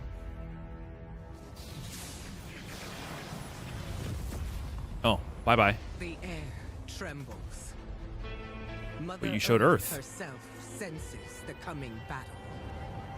The world may hate us. Shi'ar like space birds? Oh, cool. A true team is unbreakable. X-Men! You cannot stand against the storm. Feel the power of Mother Earth. Show it to me. You know what I want to see. Actually, it's okay. Limbo is waiting, and I'm starving for your soul. What is with the recent surge of Magic appearances, including Marvel Rivals? I don't know anything about this character. I just know they exist in Marvel Rivals. Has Magic been featured in any recent comics, shows, media? She's new gen. Is she a newer character? Because I remember her being popular in Marvel Rivals. That's all I know. They realize she's hot. Oh, okay. Wolverine, baby! My OG main from Marvel 3. Let's go. Apparently he's going to be tanky and have armor in this version. Initiating attack. And then this character, it's crazy. Danger. I am all that remains of Shi'ar technology. Danger putting up the zoning tools and traps. Surrender to avoid further danger. Let's finish this. Danger looks annoying AF. Good. Danger is Resident Sleeper as an X-Men fan. Did this character Danger exist prior to the game? I heard she's a reference to the Danger Room, but I don't know if Danger actually exists as a character. Hope you enjoyed our latest trailer for Marvel Tokon Fighting Souls. The wait is finally over, and we're super excited to kick things off and finally reveal the new X-Men team. We're super stoked to There we go. introduce the mutants as the newly formed Unbreakable X-Men into the world of Marvel Tokon. Magic wields. My bad. Magic wields her massive sword to dominate the mid-range battle, while pulling off diverse tricky moves like teleporting behind opponents. That's pretty cool. That assist look interesting. That must be... Oh, no, that's not her assist. Sorry, that's just Danger putting that up. Whoa. Wolverine as an unstoppable savage tank. Some of his claw swipes have armor on them, so he's literally going to be able to shred through opponents' attacks. I'm with it. Listen, I like Berserker Barrage, Rushdown Wolverine. My OG Marvel 3 team, by the way, as someone who was not competing in it, barely even knew about the FGC, was not going to events or anything. Casual Street Fighter 4, picking up MVC3 with my friends. I played Wolverine, Hulk, Sentinel. That was my team. Team zero synergy. That team had nothing. I knew nothing about the game, but but I knew that I could mash with Wolverine and things would happen. So it sounds like to me, as much as I love the rushdown with Wolverine, they kind of just combined them. Now Wolverine himself is the big body. He's the brawler with armor. So I can vibe with it. I'm sure maybe some people are a little disappointed that he's not going to be a rushdown monster. They're clearly trying to differentiate themselves from the Marvel iteration, Marvel versus Capcom iteration. But I think that's interesting. I like Wolverine from the Marvel series, so I'm interested in him. Danger morphs various parts of her body into deadly weapons. She's trained the X-Men. Oh. English. So as a zoner in this game, she's going to set up so many traps that her opponents are going to feel like they're running an obstacle course. I'm down with that. I like a trap zoner. Anything to increase playstyle variety, I'm with it, especially in a tag game. At the beginning of the trailer, you got a sneak peek at the brand new Tokon original story set in the Marvel Universe. We're also thrilled to announce that along with 20 playable characters, Marvel Tokon Fighting Souls launches August 6th. That's coming up, man. That's in 6 months. That's actually pretty close. And we can't wait to share with you some more info. Please check it out and stay tuned. Okay. I like that. That's what I'm talking about. It's kind of sad, but at this point in the history of like recent fighting game releases, 20 characters, to me, I'm so easily impressed. 20 characters, 20 whole characters, not releasing with 10. 4 characters a year sucks though. That does suck. Did they confirm that, or is that's the Street Fighter 6 release cycle? 20 is like such a low bar to clear. But, man, it feels good that it's at least not 15, 16 for a 4v4 fighting game. So, even though it's not going to be as many in practice because you have to pick so many characters to form a whole team with a 4v4, it definitely alleviates a lot of the fatigue of having too many repeat interactions, repeat characters at launch. So, the bar is low in terms of character count. Street Fighter 6 launched with 18, Street Fighter 5 with 16. City of the Wolves had a decent amount actually. How many did City of the Wolves release with? 17. Okay. Yeah, we can't seem to be able to break that 20 character barrier. Obviously, Tekken released with something in the 30s. But Tekken is a little bit privileged in the sense that it's generally just always an iteration on the same game engine and game base, where they reuse a lot of assets and they definitely modify how the game is experienced. But Tekken always iterates and builds upon instead of having massive shifts and changing of trajectory and character redesigns. Street Fighter and other franchises tend to completely change direction a lot more. So Tekken is the one current franchise that released with a decent amount of characters. Tekken was on a whole new engine. Yes, but they still implemented, I guess it's the wrong term to use, they still implemented mostly the same animations, the same, it was the same starting point. They weren't rebuilding the characters from scratch. They iterate a lot for sure, but it's iteration instead of pivoting and changing direction. They reuse assets, and I'm not faulting them for that at all. It's just a different strategy, and I think it actually has a lot of benefits because Tekken is able to keep iterating and building on top of itself, and you know, you're benefited in that in terms of increased content. So these games are from scratch usually, or have a lot of a lot of redesign and fresh assets. And for a long time, we have not been getting substantial character releases since the DLC era. So I'm happy with 20. It should be more still, but for some reason, I'm like, holy shit, 20. That seems huge in comparison to recent fighting games.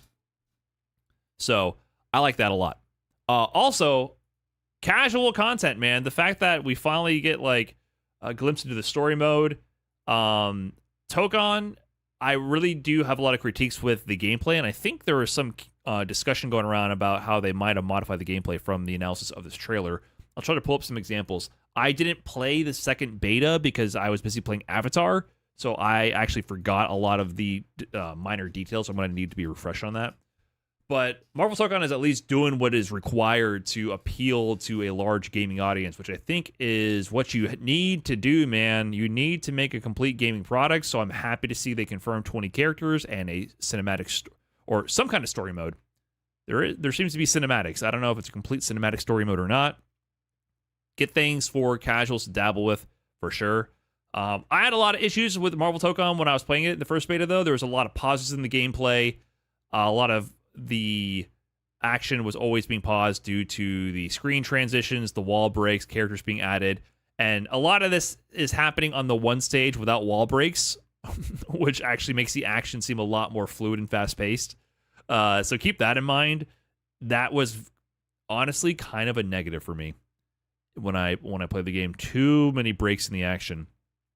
And obviously the way it feels to do the assists was very bad. It did not feel responsive. You're always fighting to get your assist out. You're prevented from calling assist during certain parts of the active frames of removes, and that you would only get combo filler assist for the most part during your combos, which felt very restrictive. But this tweet's going around. I don't know how true any of this is. Previously in Tokon, when calling an assist while in midair, you would get an aerial assist. But it seems that has now changed. Iron Man does his ground unibeam assist here, despite Danger calling him from mid-air. So Danger is in mid-air. Iron Man does unibeam. Okay. You get an aerial assist.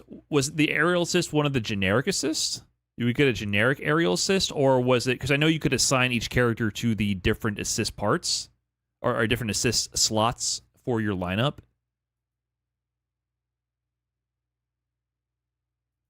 They seemingly changed air assist being all beams, pretty much. You're saying that wording is a little strange. Are you saying that they changed all aerial assist to beams? I don't remember the air assist at all. All I remember is the combo filler assist being kind of boring, and then managing which assist you called when you had the full squad being kind of strange. Combo limit was also increased from 13 to 20. Really? Was that detail shown?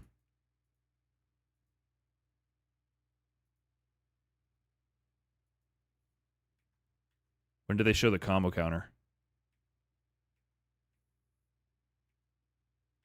Probably after the cinematic part.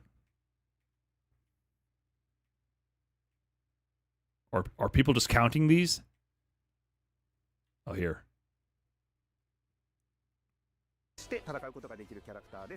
She's trained the X-Men over years through battle simulation. So as a zoner in this game, she's going to set up so many traps that her opponents are going to feel like they're running an obstacle course.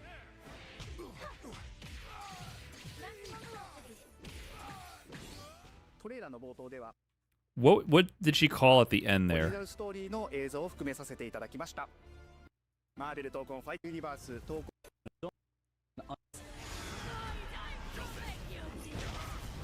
Think of Wolverine as an unstoppable savage tank. Some of his claw swipes have armor on them, so he's literally going to be able to shred through opponents' attacks. Okay.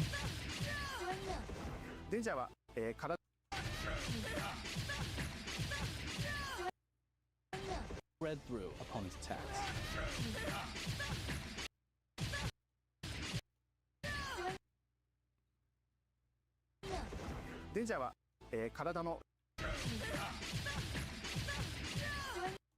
Interesting. I'd forgotten I ordered one of your hoodies in December, and I barely received it today. Good quality, by the way. Hey! Glad you got it. Yeah, they're a little bit of delay from the holidays, but they should be going out now. Oh, we got a breakdown. Thank you for linking this. Okay, so I was watching the Tokon footage closely, and I noticed the combo limit got significantly buffed. It went from 13 hits total, 10/3, to 20 hits total, 15/5. In addition, because of this change, assist now removes 4 hits instead of 2. I think they're actually listening.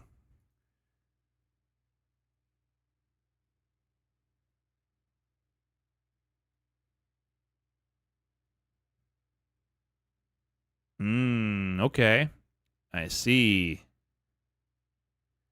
So they did the math on the ratio of the bar.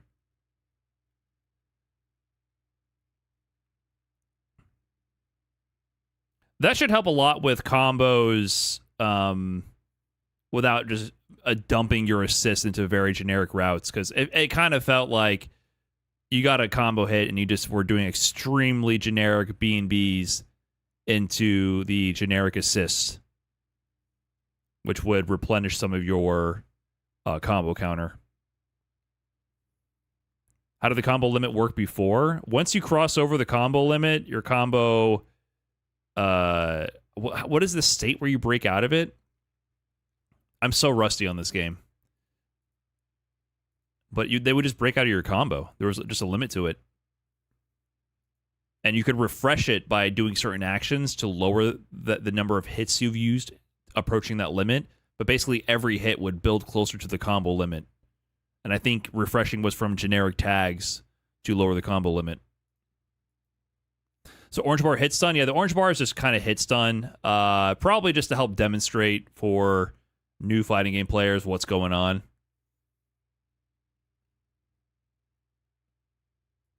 It's a little bit of clutter to the UI, but it's more of like a persistent tutorial to make you understand why a combo is working or not working. Like, while this bar is still filled up, you can get another hit in and the combo keeps going and they can't do anything. When the bar goes all the way down, the combo ends.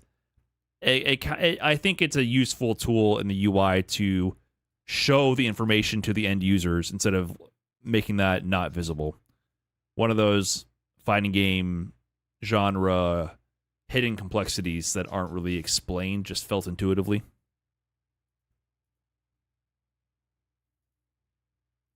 I just hope that every combo isn't a touch of death. Well, it won't be because you have only one life bar. It doesn't work that way. You just share a life bar. So it's not like you're going to have one character that dies in one hit. You can do a lot of damage in certain situations, like Happy Birthdays do scale up the damage, but in general, the combos that people were doing in the previous betas were doing, like, what, 60% max? You can, if you get Happy Birthdays, then you can do higher damage.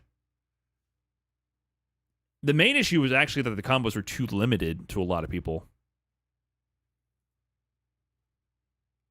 That was a big complaint.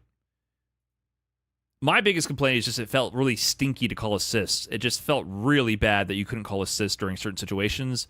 And I did not really enjoy the fact that your assist is context sensitive, meaning if you're in the middle of a combo, you call your assist, it does a generic assist, but then when you're outside of the combo, you can use your assist based on their position to do different variations of assists. Like, one is an anti-air, one is supposed to be zoning, one is supposed to be like more of an aggressive assist. I forget the exact designations each one of these had, but their position in this roster order determined the type of assist they had. But then you couldn't get that assist during actual attacking of the opponent. It had to be when you're in neutral. So it just felt weird. And even when you're actively attacking people, when you press assist during certain active frames of your move, the assist just wouldn't activate. You weren't allowed to do the assist until you like finished recovering from certain special moves. I felt like you were fighting the engine a lot of the time. Instead of just letting me do what I want to do, I felt like I was fighting the engine to be able to trick the engine to allow me to do something cool. Also, but I was very bad at this game, and I need more time with it, and I only played the first beta, really. But I got like 10 minutes of training mode in the second beta, and I was like, why is it so hard to call the fucking assist? So strange. So I'm hoping the game feel improves, and I'm sure just by having more time in training mode, actually having a training mode, it'll improve for me. I like everything else the game is doing. I would be much more excited for Tokon if it were 1v1. I think that's what they're trying to... That's the circle they're trying to square, is that it's a 4v4 game, but it shares a single life bar. It definitely feels like they're trying to both be a team game and a 1v1 game. Feels like that's the intention again. which is a little, it's a new thing. It's a little scary. I unfortunately feel like this might be a little bit of a 2XKO situation where there's a bit of an identity issue. But at least, you know, it's unique. They're trying something new.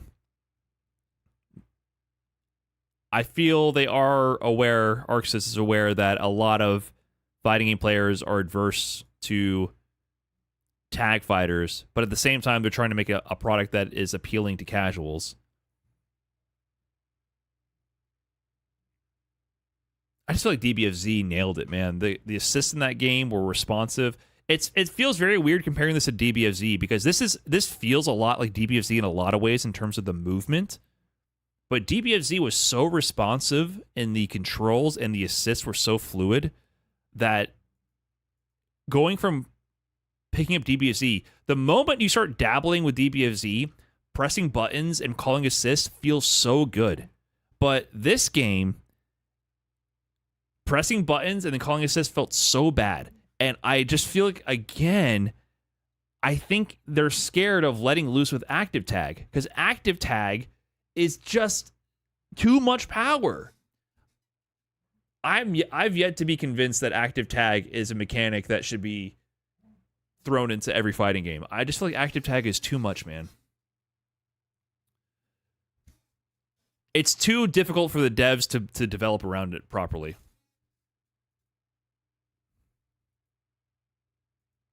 It creates too much degeneracy. I mean, you saw that in the other betas. I don't know if they got rid of them or not yet. They have all these hard to blockable, pseudo unblockable situations because you can do a low and then active tag on the same frame and do an overhead with both your characters and create a pretty much unblockable situation pretty easily. In the first beta, top players were doing that immediately.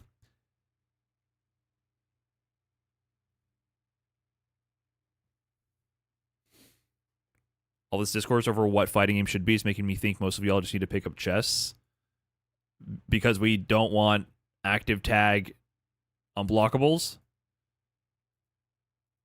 I don't know if you know this, but there's been 30 years of fighting games before that was the standard. That is a fucking crazy thing to say. Insane. I'm also complaining about the fact that the game did not let me control the character, which is exactly what I want to do. Is I want to press buttons and have it feel responsive. I don't want the game to eat my tag input.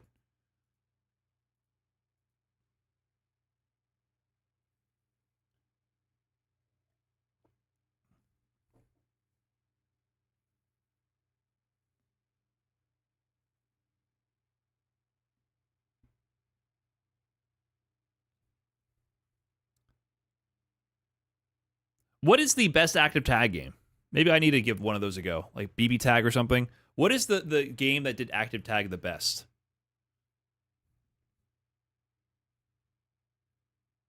MVCI did it best?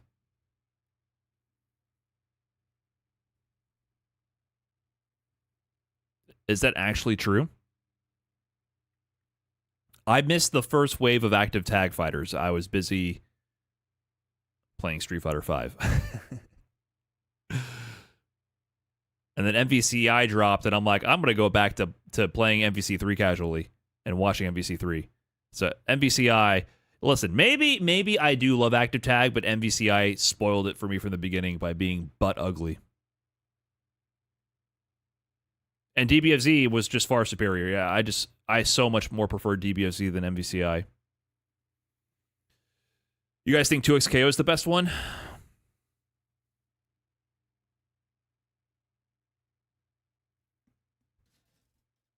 XKO has a great active tag, but maybe Freestyle's a bit overkill for it.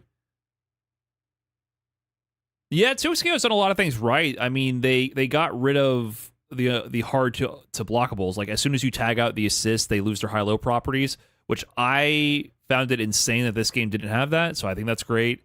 And I like a lot of the active tag interactions in 2XKO.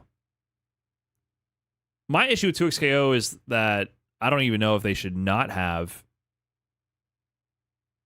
active freestyles. Sorry, I don't know if the fuses are really working. Active tag over-centralizes your options in neutral so much.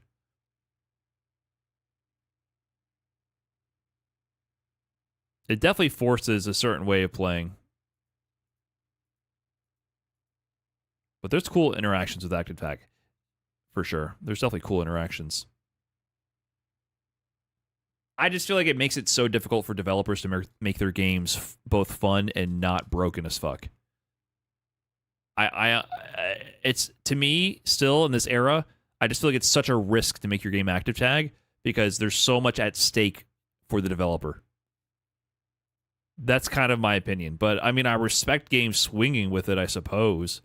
But I just feel like we're in an era of people experimenting with this mechanic, and it hasn't really solidified, which is pretty interesting. I mean, the fighting game genre in general is pretty stagnant until active tag became a big, a big part of a lot of the releases, which I guess it's been like a decade now of active tag fighters. But it still feels like the Wild West a little bit. Every tag game is active tag now, though. I'm kind of over it. It really does change the way the game is played.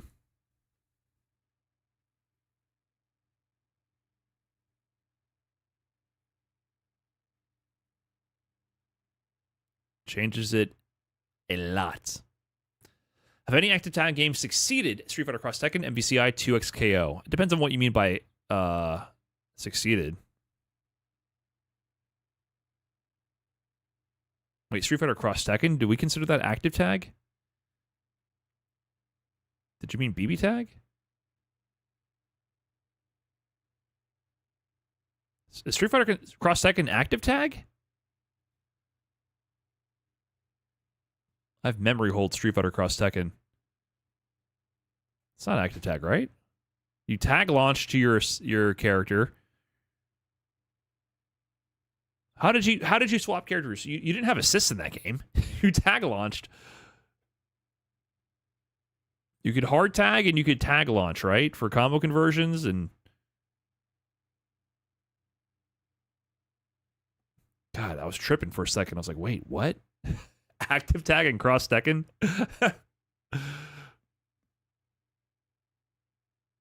I might have misremembered Street Fighter Cross Tekken. I don't blame you. I don't blame you.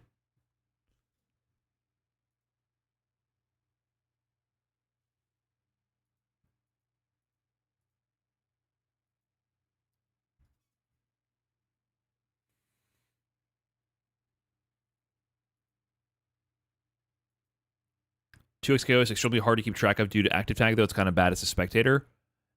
I think it makes it harder to build your spectator IQ. 2XKO is definitely a fighting game you have to practice watching. For sure. I think one thing that active tag can tend to do is to mess with the rhythm of tension in a game. One game that I think is really great for spectators is Tekken, because I think Tekken has such a palpable and easily viewed tension to it, where the tension builds and then there's a release of tension and it's easy to follow. Whereas with active tag, I do feel like it's constant. You're constantly in like the chaos phase and there's not as much building of the tension. Ironically, I think when there is the most tension building is, I'm thinking about Bleed versus Super Noon, when Bleed was down to just his Alawi. When it was 1v2 at Frosty Faustein's Grand Finals, the most dynamic and most tension-filled moments in the gameplay were when he was just doing basic strike throw with Alawi as one character without the option to tag to the assist. You still had assist, of course, but in a lot of ways it felt more palpable, the tension. That could be an issue with active tag. It can sometimes mess with the cycle of rising tension, climax, falling tension in a game.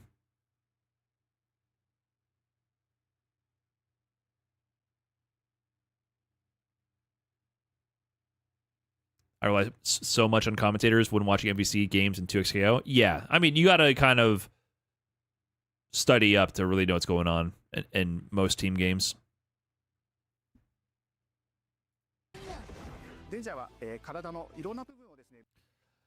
As a viewer is concerned, in my opinion, the most important thing is a spectator comeback mechanic. It's a spectacular comeback mechanic. I can't tell if that's how serious that is or not.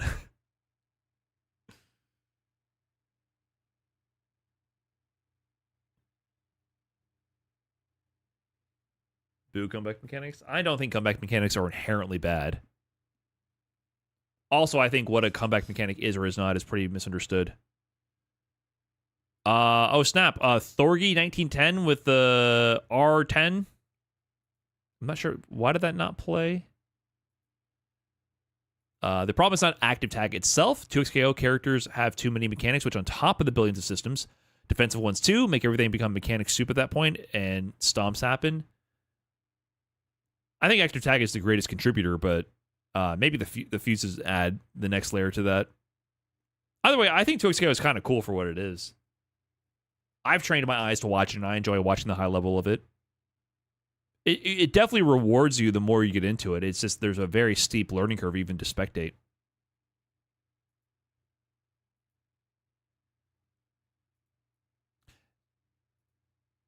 Anyways, yeah, it's pretty interesting that they increased the combo count and that you can have more control over your assists. She got that assist after Danger did an EX special. That might be the key to having a unique assist now. Either way, having unique assist mid-combos is amazing news. Yeah, hopefully they mean that you can control the assist you get. Most of the time, I was seeing the generic assist, which I think stifled creativity. But the game is releasing in 6 months. That's very soon. I hope it feels fun to play as a more, active fighting game player. But overall, everything else around it, I'm super thrilled with. The presentation, the graphics, the art style, the content. It should be a decent gaming experience overall. I just hope they make it feel responsive. Should be exciting. We could have had some other X-Men for, my boomer MVC3, MVC2 fan heart. Cyclops would have been really cool to have back. But they got Wolverine in there for me. Magic might hit the Marvel Rivals crowd. I don't know about Danger. Danger seems out of left field. Gambit would have been cool. Did they put Gambit in Marvel Rivals yet?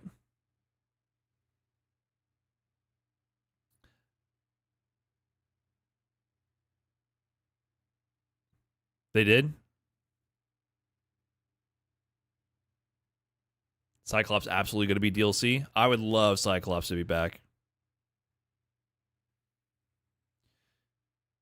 Danger is the weirdo. They got to get the robot girl in there.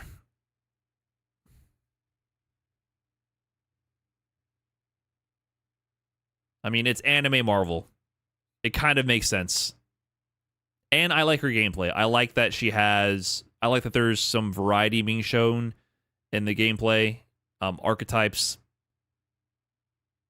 So that makes me more interested.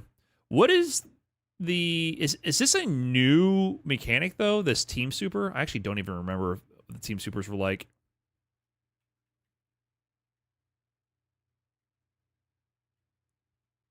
This feels new, right? Let me see this final sequence. Super.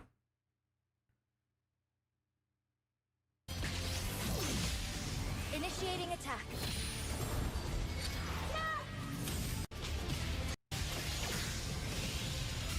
Surrender to avoid further danger. Let's finish this. So Team Super. They're doing the team combo conversion. We are stronger together. So what it said assembled. We are stronger together. Assemble.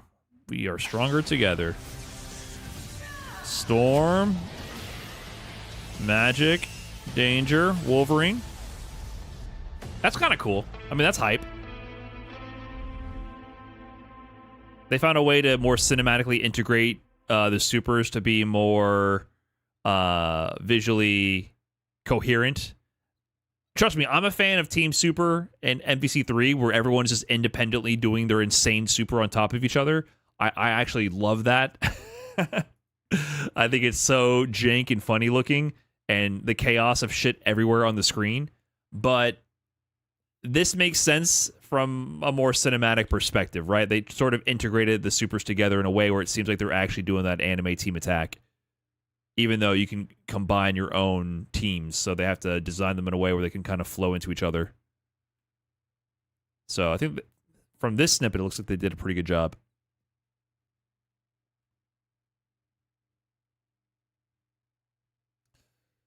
All right, DLC here. 5 character costumes. Okay, classic characters. I like the classic Iron Man. Doctor Doom, Supreme Ruler. I've never seen this one. That looks kind of badass. Animated chromatic color unlock. All 20 launch characters. Howard the Duck lobby avatar and Cosmo.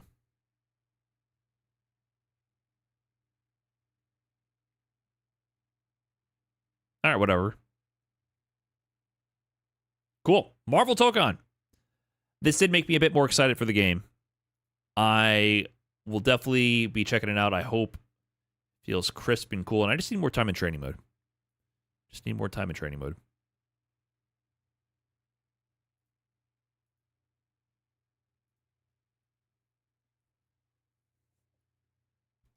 Got to get my hands on the game and be able to press buttons against the training dummy. There's a blog post with a few more details. Anything about the gameplay? I more want to know about any potential gameplay changes. It's kind of what I'm interested in right now.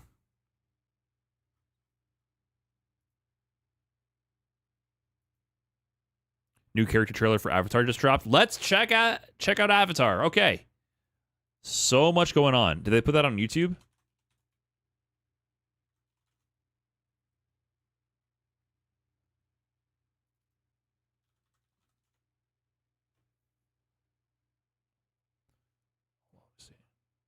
Where's the trailer?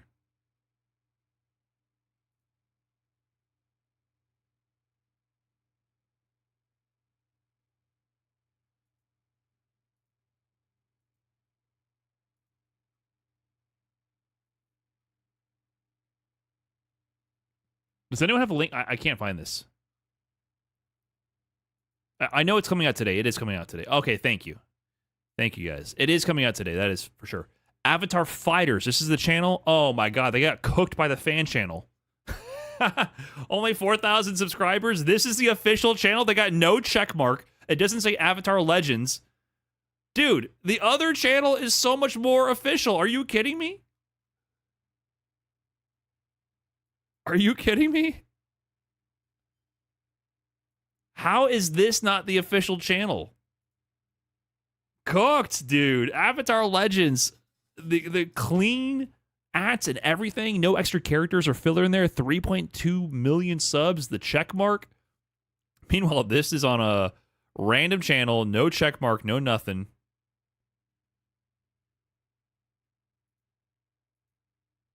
You think this is an official channel?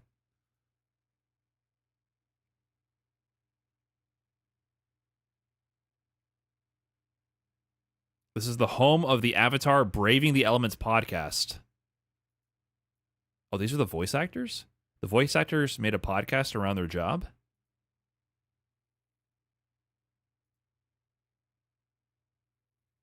This is reminding me of the actors from The Office who didn't quite have a career after.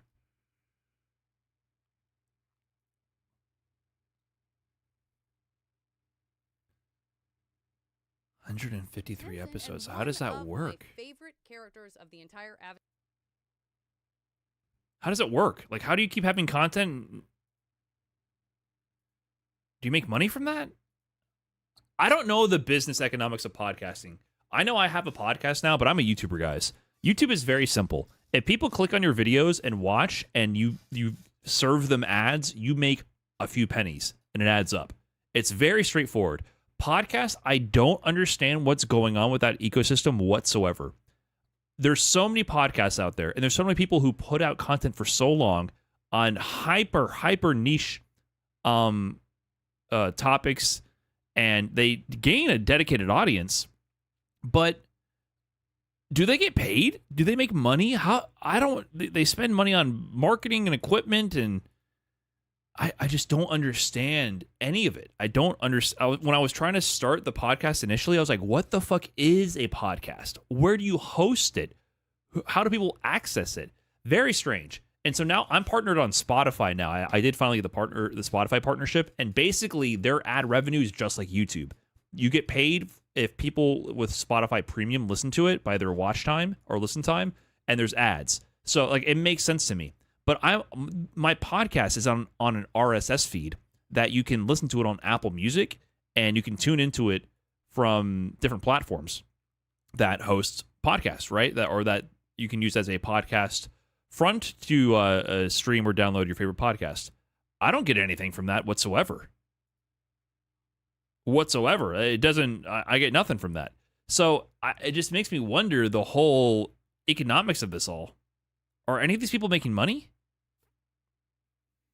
All the podcasts I listen to also have Patreons. Right. My understanding is that the only way this ended up working for some people is they get a hardcore dedicated audience that supports them on Patreon. And then I guess my conclusion was, oh, this is the end game goal of like parasocial content. I guess maybe streaming is the end game goal of that. But it was like very different. I was like, how do people make money? And I guess old people prefer Patreon compared to younger people. Whereas like a younger content creator with a younger audience would just go on Twitch and people would just subscribe to them there, I suppose. It's just very different. Some are on networks that have more traditional advertisement. Yeah, there's a few other strategies I know. And different podcast hosting platforms also have different mechanisms for inserting ads to try to monetize them. But there's so many podcasts out there, and it makes me always wonder. I was like, is this their job? Very confusing space coming from a YouTuber where it's very straightforward. View equals money. Lots of podcasts run their own ads or take their own sponsors. Yes, but how do you even get a sponsorship as a podcaster? Even that, like understanding what is a successful, far-reaching podcast. Sorry, what's happened? Nothing. I'm stalling because the trailer for this for Toph. I'm assuming this is Toph. Premieres in 19 minutes.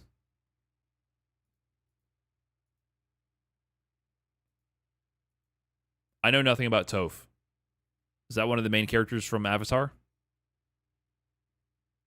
Toph? Tofu? How do you say their name? Is it Toph? Tooth? Like toffee? It's Toph. Okay. See, I don't know anything about these characters.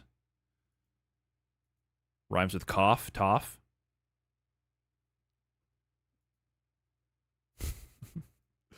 Rage bait? What happened to just being illiterate, dude? Come on.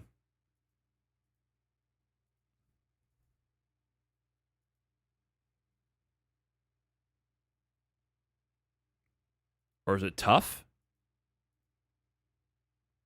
Why haven't you watched Avatar? Well, I'm not doing this again.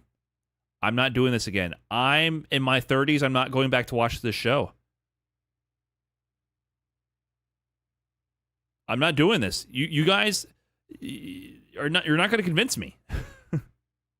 If I'm going to spend time to consume any media, I'm going to make sure it's something that is age appropriate and expands my horizons and understanding of the world.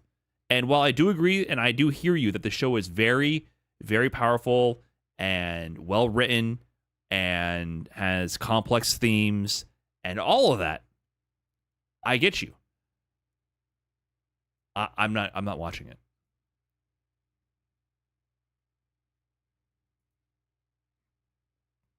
And I'm not saying that no one can. I'm just telling you that I'm not going to watch it. I don't have any interest in watching it. I'm sorry. You're just not going to convince me. Have I seen Pluribus? No. I'd rather watch that, though. If anything in your age, you would understand it more. Right. Like when I watch SpongeBob now, I get that, Squidward was right all along. You're right. I should go watch all of SpongeBob. Every season of SpongeBob and the new episodes.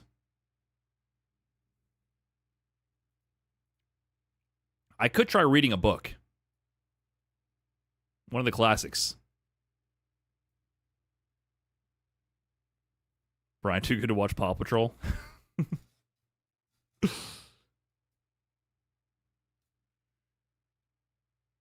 Read the dang Bible. I wish, dude. That would be a good book to read. Just to have a firm grasp on a lot of the basis for Western civilization and literary and cultural references that are everywhere. I think that would be a good thing to do. To be able to read and comprehend the Bible.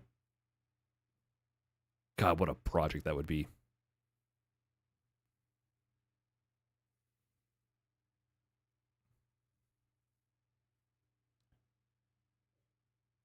At least watch Invincible. I watched the first season when it released, and then they took way too long to release the other seasons, and I gave up.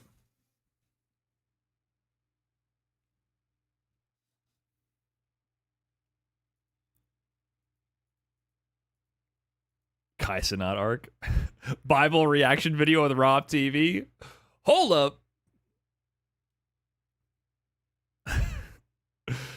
His writing is this fire? Genesis 13:2. Hold up.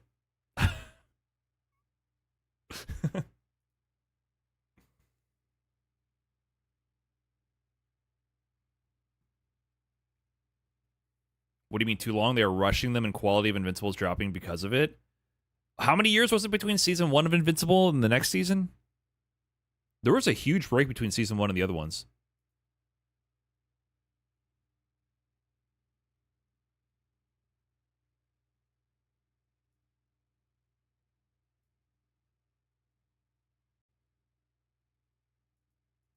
Animation takes a lot of time. Look, I'm sure I'm not saying they need to rush it, but I'm just saying they took too long for me and I moved on and that was during COVID and I had more free time and I just don't watch it now.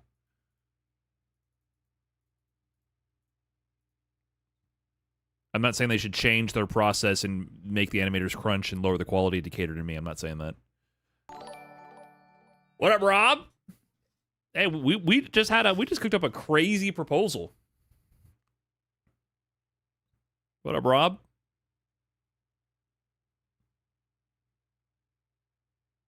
Chat was asking when we're going to do Bible reaction videos. I was trying to become more literate. Read the classics. Understand the world around us. You know, I've already hit some Shakespeare up. They made me read that in high school. Where do you go from there?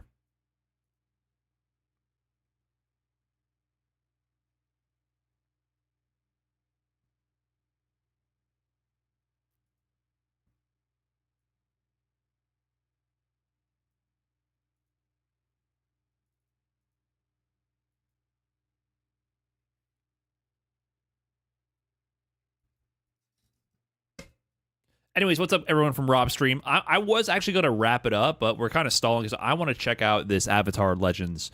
What's their name again? Toph. This Toph character. I want to check out what they have to offer. I really enjoyed playing the Avatar Legends beta.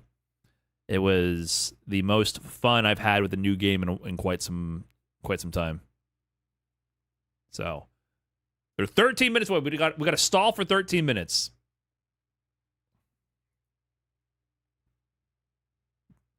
You're only a minus if you're a bitch. Hadoken's 5'11".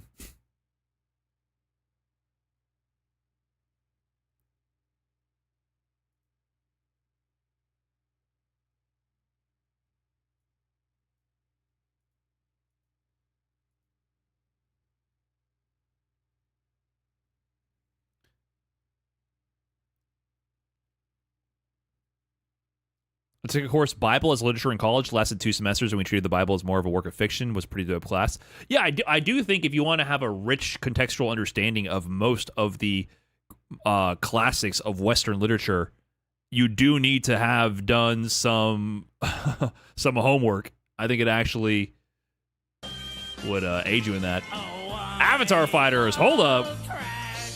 What's going on here? 5 gifted out of nowhere. Sponsor? I promise you this was not sponsored. What up, Avatar Fighters? Thanks for the 5 gifted subs. Congrats to everyone who got dunked. Hashtag ad. I guess it is now. Listen, I got dumpstered into the sponsorship against my own will. Now it's sponsored.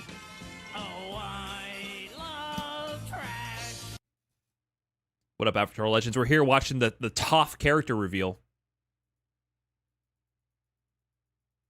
You see how I nailed that one? You hear that? Watching the Toph character reveal here. Because that's their name, Toph.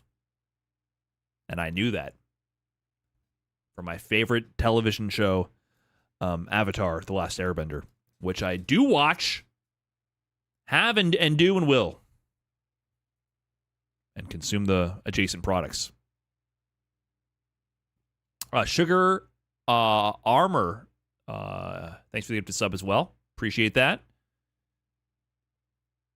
Congrats to Hyde Ty for getting dunked into the dumpster.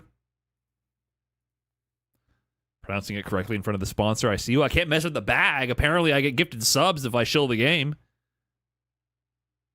Come on now.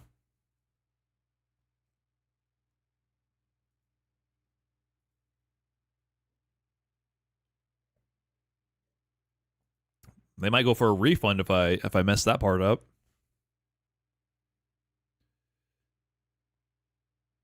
Tell us about Toph's arc, Brian. Well, you know, she was a rambunctious young lady girl, and she, you know, yeah, she just can't see shit. Boy, they can't see anything.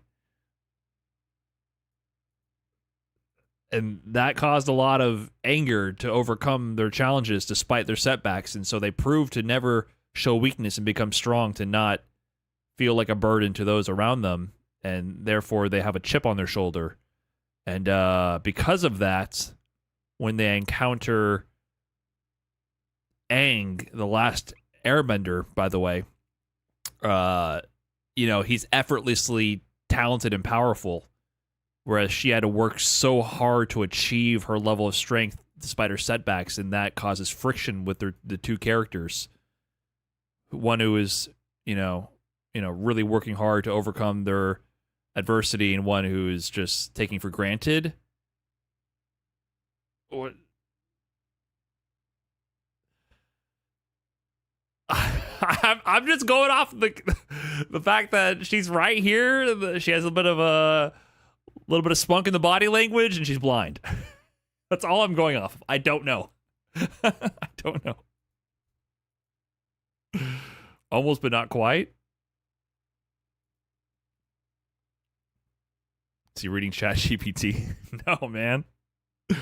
No, man. It's just when a piece of work is so deep as Avatar, the themes become so pervasive in your regular day-to-day life and in culture at large, that even if you haven't watched the show itself directly, you've engaged with the themes of its influence over the years, and it's almost by osmosis you've absorbed the story and the lessons from the show itself.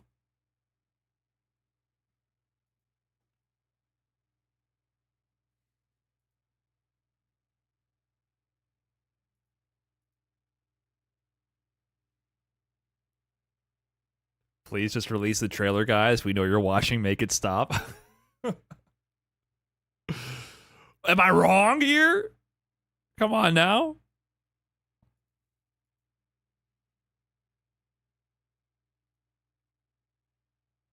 She related to the Melee caster? That's what I thought so.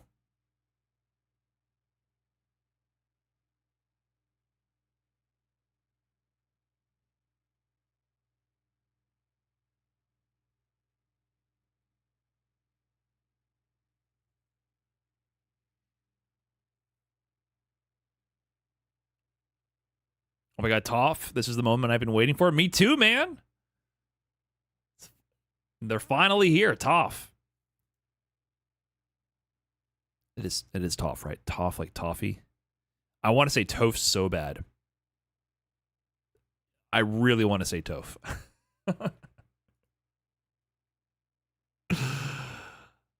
Oh man, I want to say Toph so bad.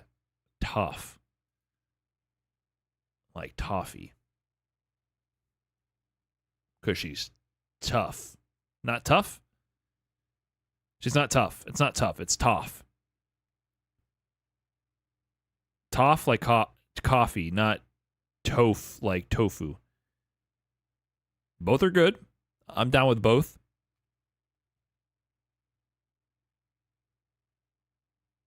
I didn't see much of the show, but she seems dope. What up? What up, Air Combos? Man, you gotta check it out, dude. You gotta check it out.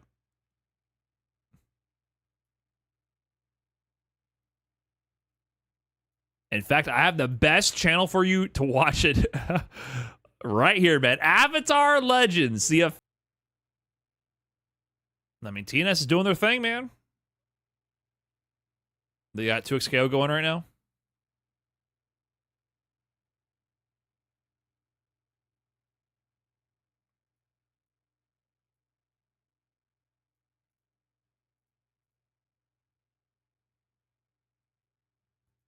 Come on, give me the premiere. Let me see. I want to see.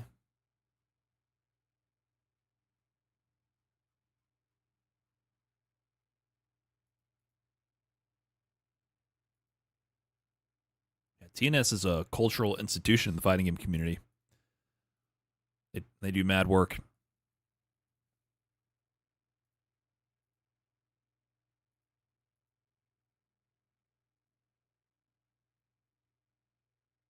How long has TNS been running?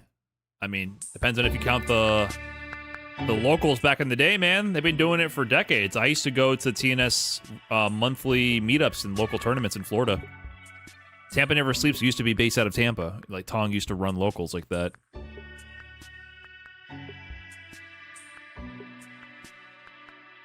Is there anything louder than the countdown music? Science still has yet to answer that question. Is Tong in Orlando now? I'm actually not sure. I'm not sure if he's at the same house still anymore.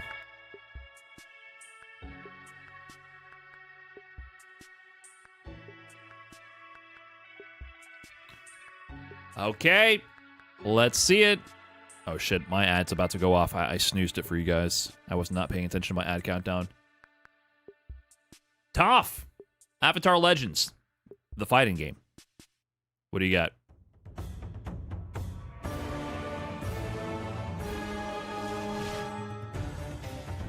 Toph, as in toffee.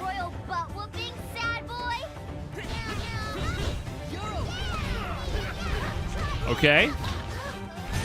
Some pillars, launcher.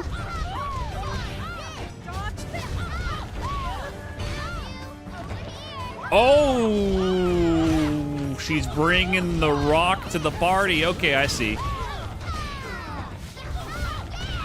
Better earth pillars. Yeah, Aghanos.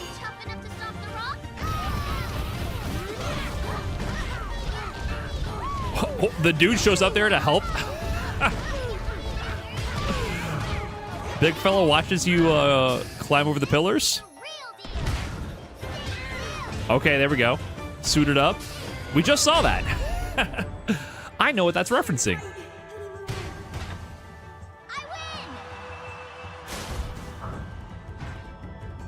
Toph.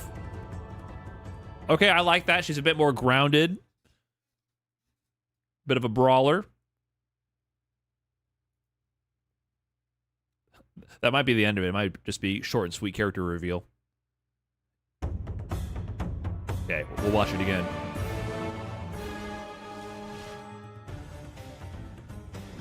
Yes, Brian, the Rock Girl's grounded. Very thematically appropriate. She's getting her flow on there. A little. She has a projectile.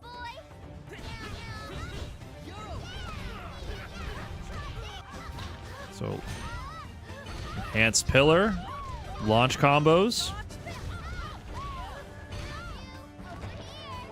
So you can summon the pillar. Maybe it has to be a charge variation of it, or an OD or EX variation of it, and you're able to pull it back in for improved Oki. I mean, that's really powerful because there is a really good roll in this game. So just bringing the wall to them prevents that. Yeah, that you can see they try to tech the grab, so forces to strike throw.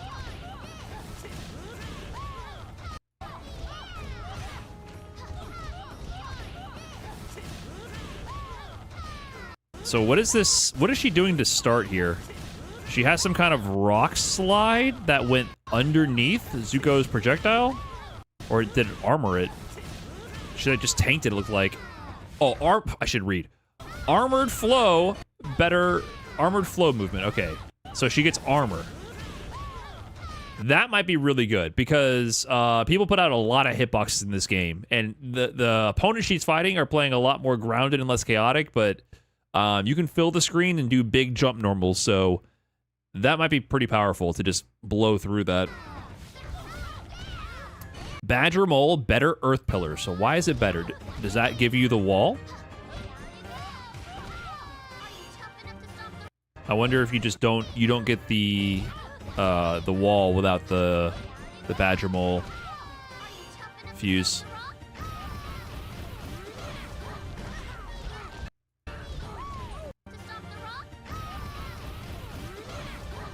I like how Hippo is actually out here in the action. I don't know who big fella Hippo here is, but he's chilling with him.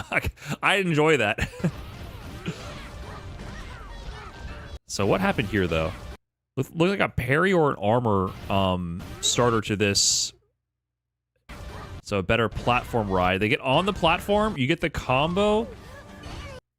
You still get the wall. Okay, you still get the wall without the Badger loadout.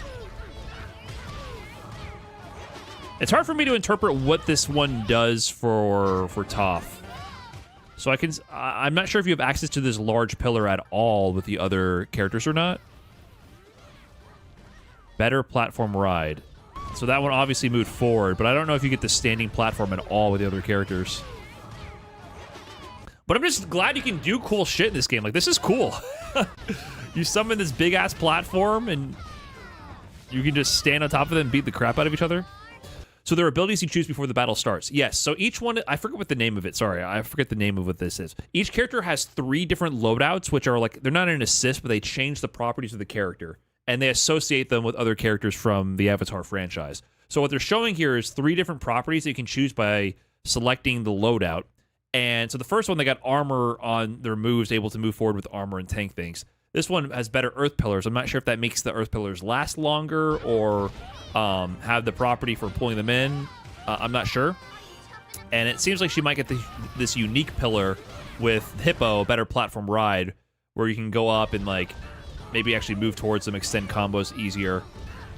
So the loadouts greatly change the gameplay for the character. I played with Aang during the beta, and he has a loadout that lets you flow cancel, which is sort of like the ability to cancel to certain specials. Flow cancel anything, and he has command hops and air dashes, which means you can just like do strings and cancel the air dashes and air hops and do like Magneto-style mix-ups.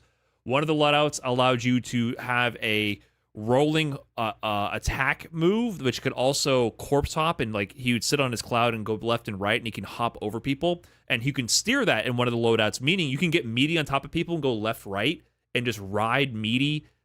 Crazy. Have the meaty scooter, they called it, but it's really just like whirlwind, and they're not gonna be able to tell which way they're going with it. And then the last one, which I liked, was he had his air dash improved, and you can actually cancel into the air dash and go further. And it really changed how the character played across all the different loadouts. It was very impactful, and it created completely different playstyles and options.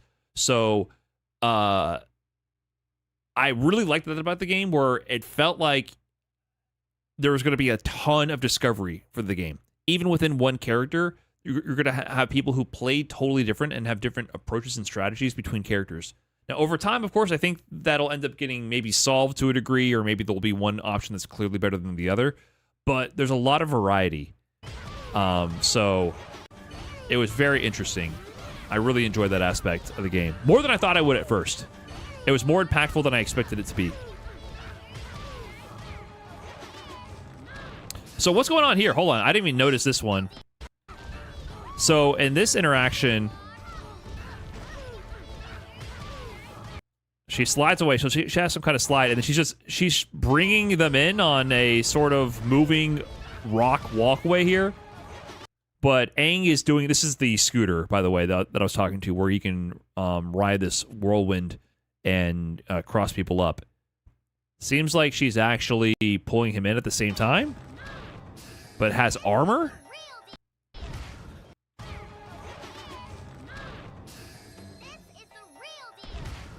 Is that a grab also? I wonder if this is like an armored command grab.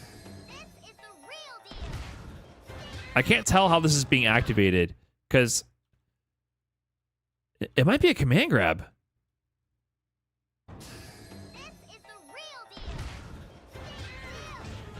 I'm not sure. Like Grappler and DNF? Yeah, maybe. Grappler and DNF had the level 3 that pulls you in. It's hard to read what exactly is happening there. Cool. Is there any resources talking about the character? Cool trailer. I want to play more of this game. Surprise hit so far for me is the Avatar fighting game. I wasn't really into it initially upon first reveal, but once I got my hands on it, yeah, it's fun. It is fun. Cool trailer.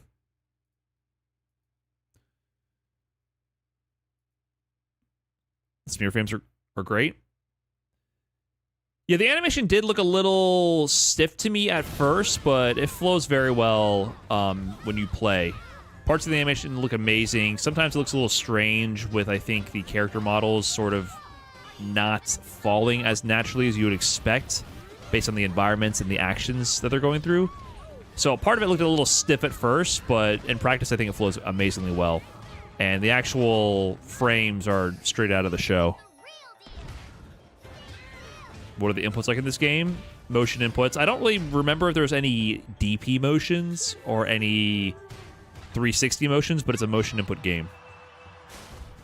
Basic motion inputs. Think of DBFZ. How many characters have they revealed? I think they've only revealed 4 or 5.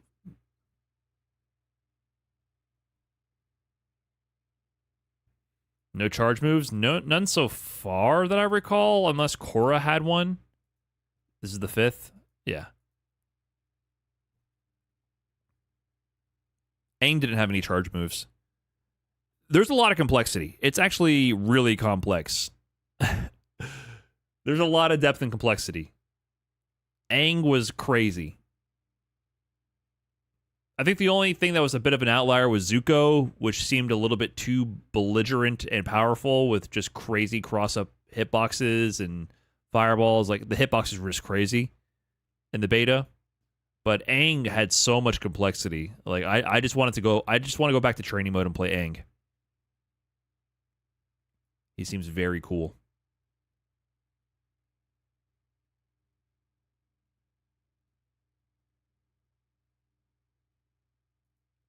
Very cool. All right, guys.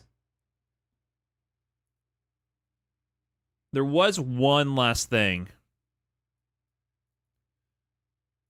that I will show you another time, I think. Yeah. We'll do that another time. I'm going to wrap it up here. I will be I want to play some Street Fighter. I actually want to play video games. Hopefully the new stuff's coming out so I can actually play video games. I'm going to wrap it up here. I'm not sure the next time I will be streaming. Maybe I'll squeeze in a stream tomorrow. Maybe not. But appreciate you guys tuning in, hanging around. Hopefully you'll have a wonderful evening. Shoutouts to the Avatar Legends fighting game. Fun trailer. Looking forward to hearing more news about that. Looking forward to another beta, maybe. Thanks again to Rob for the raid. And you know what? Let's support some 2XKO while we're at it. I'm going to throw you guys over to Tampa Never Sleeps for doing a 2XKO tournament. They're in the top 8 right now, I believe. So you can go check them out on Twitch. Say what's up, support the community. They're going through a tough time, man. Try to show some love. I'm out of here. Catch you guys next time. Peace. All right, we're packing it up.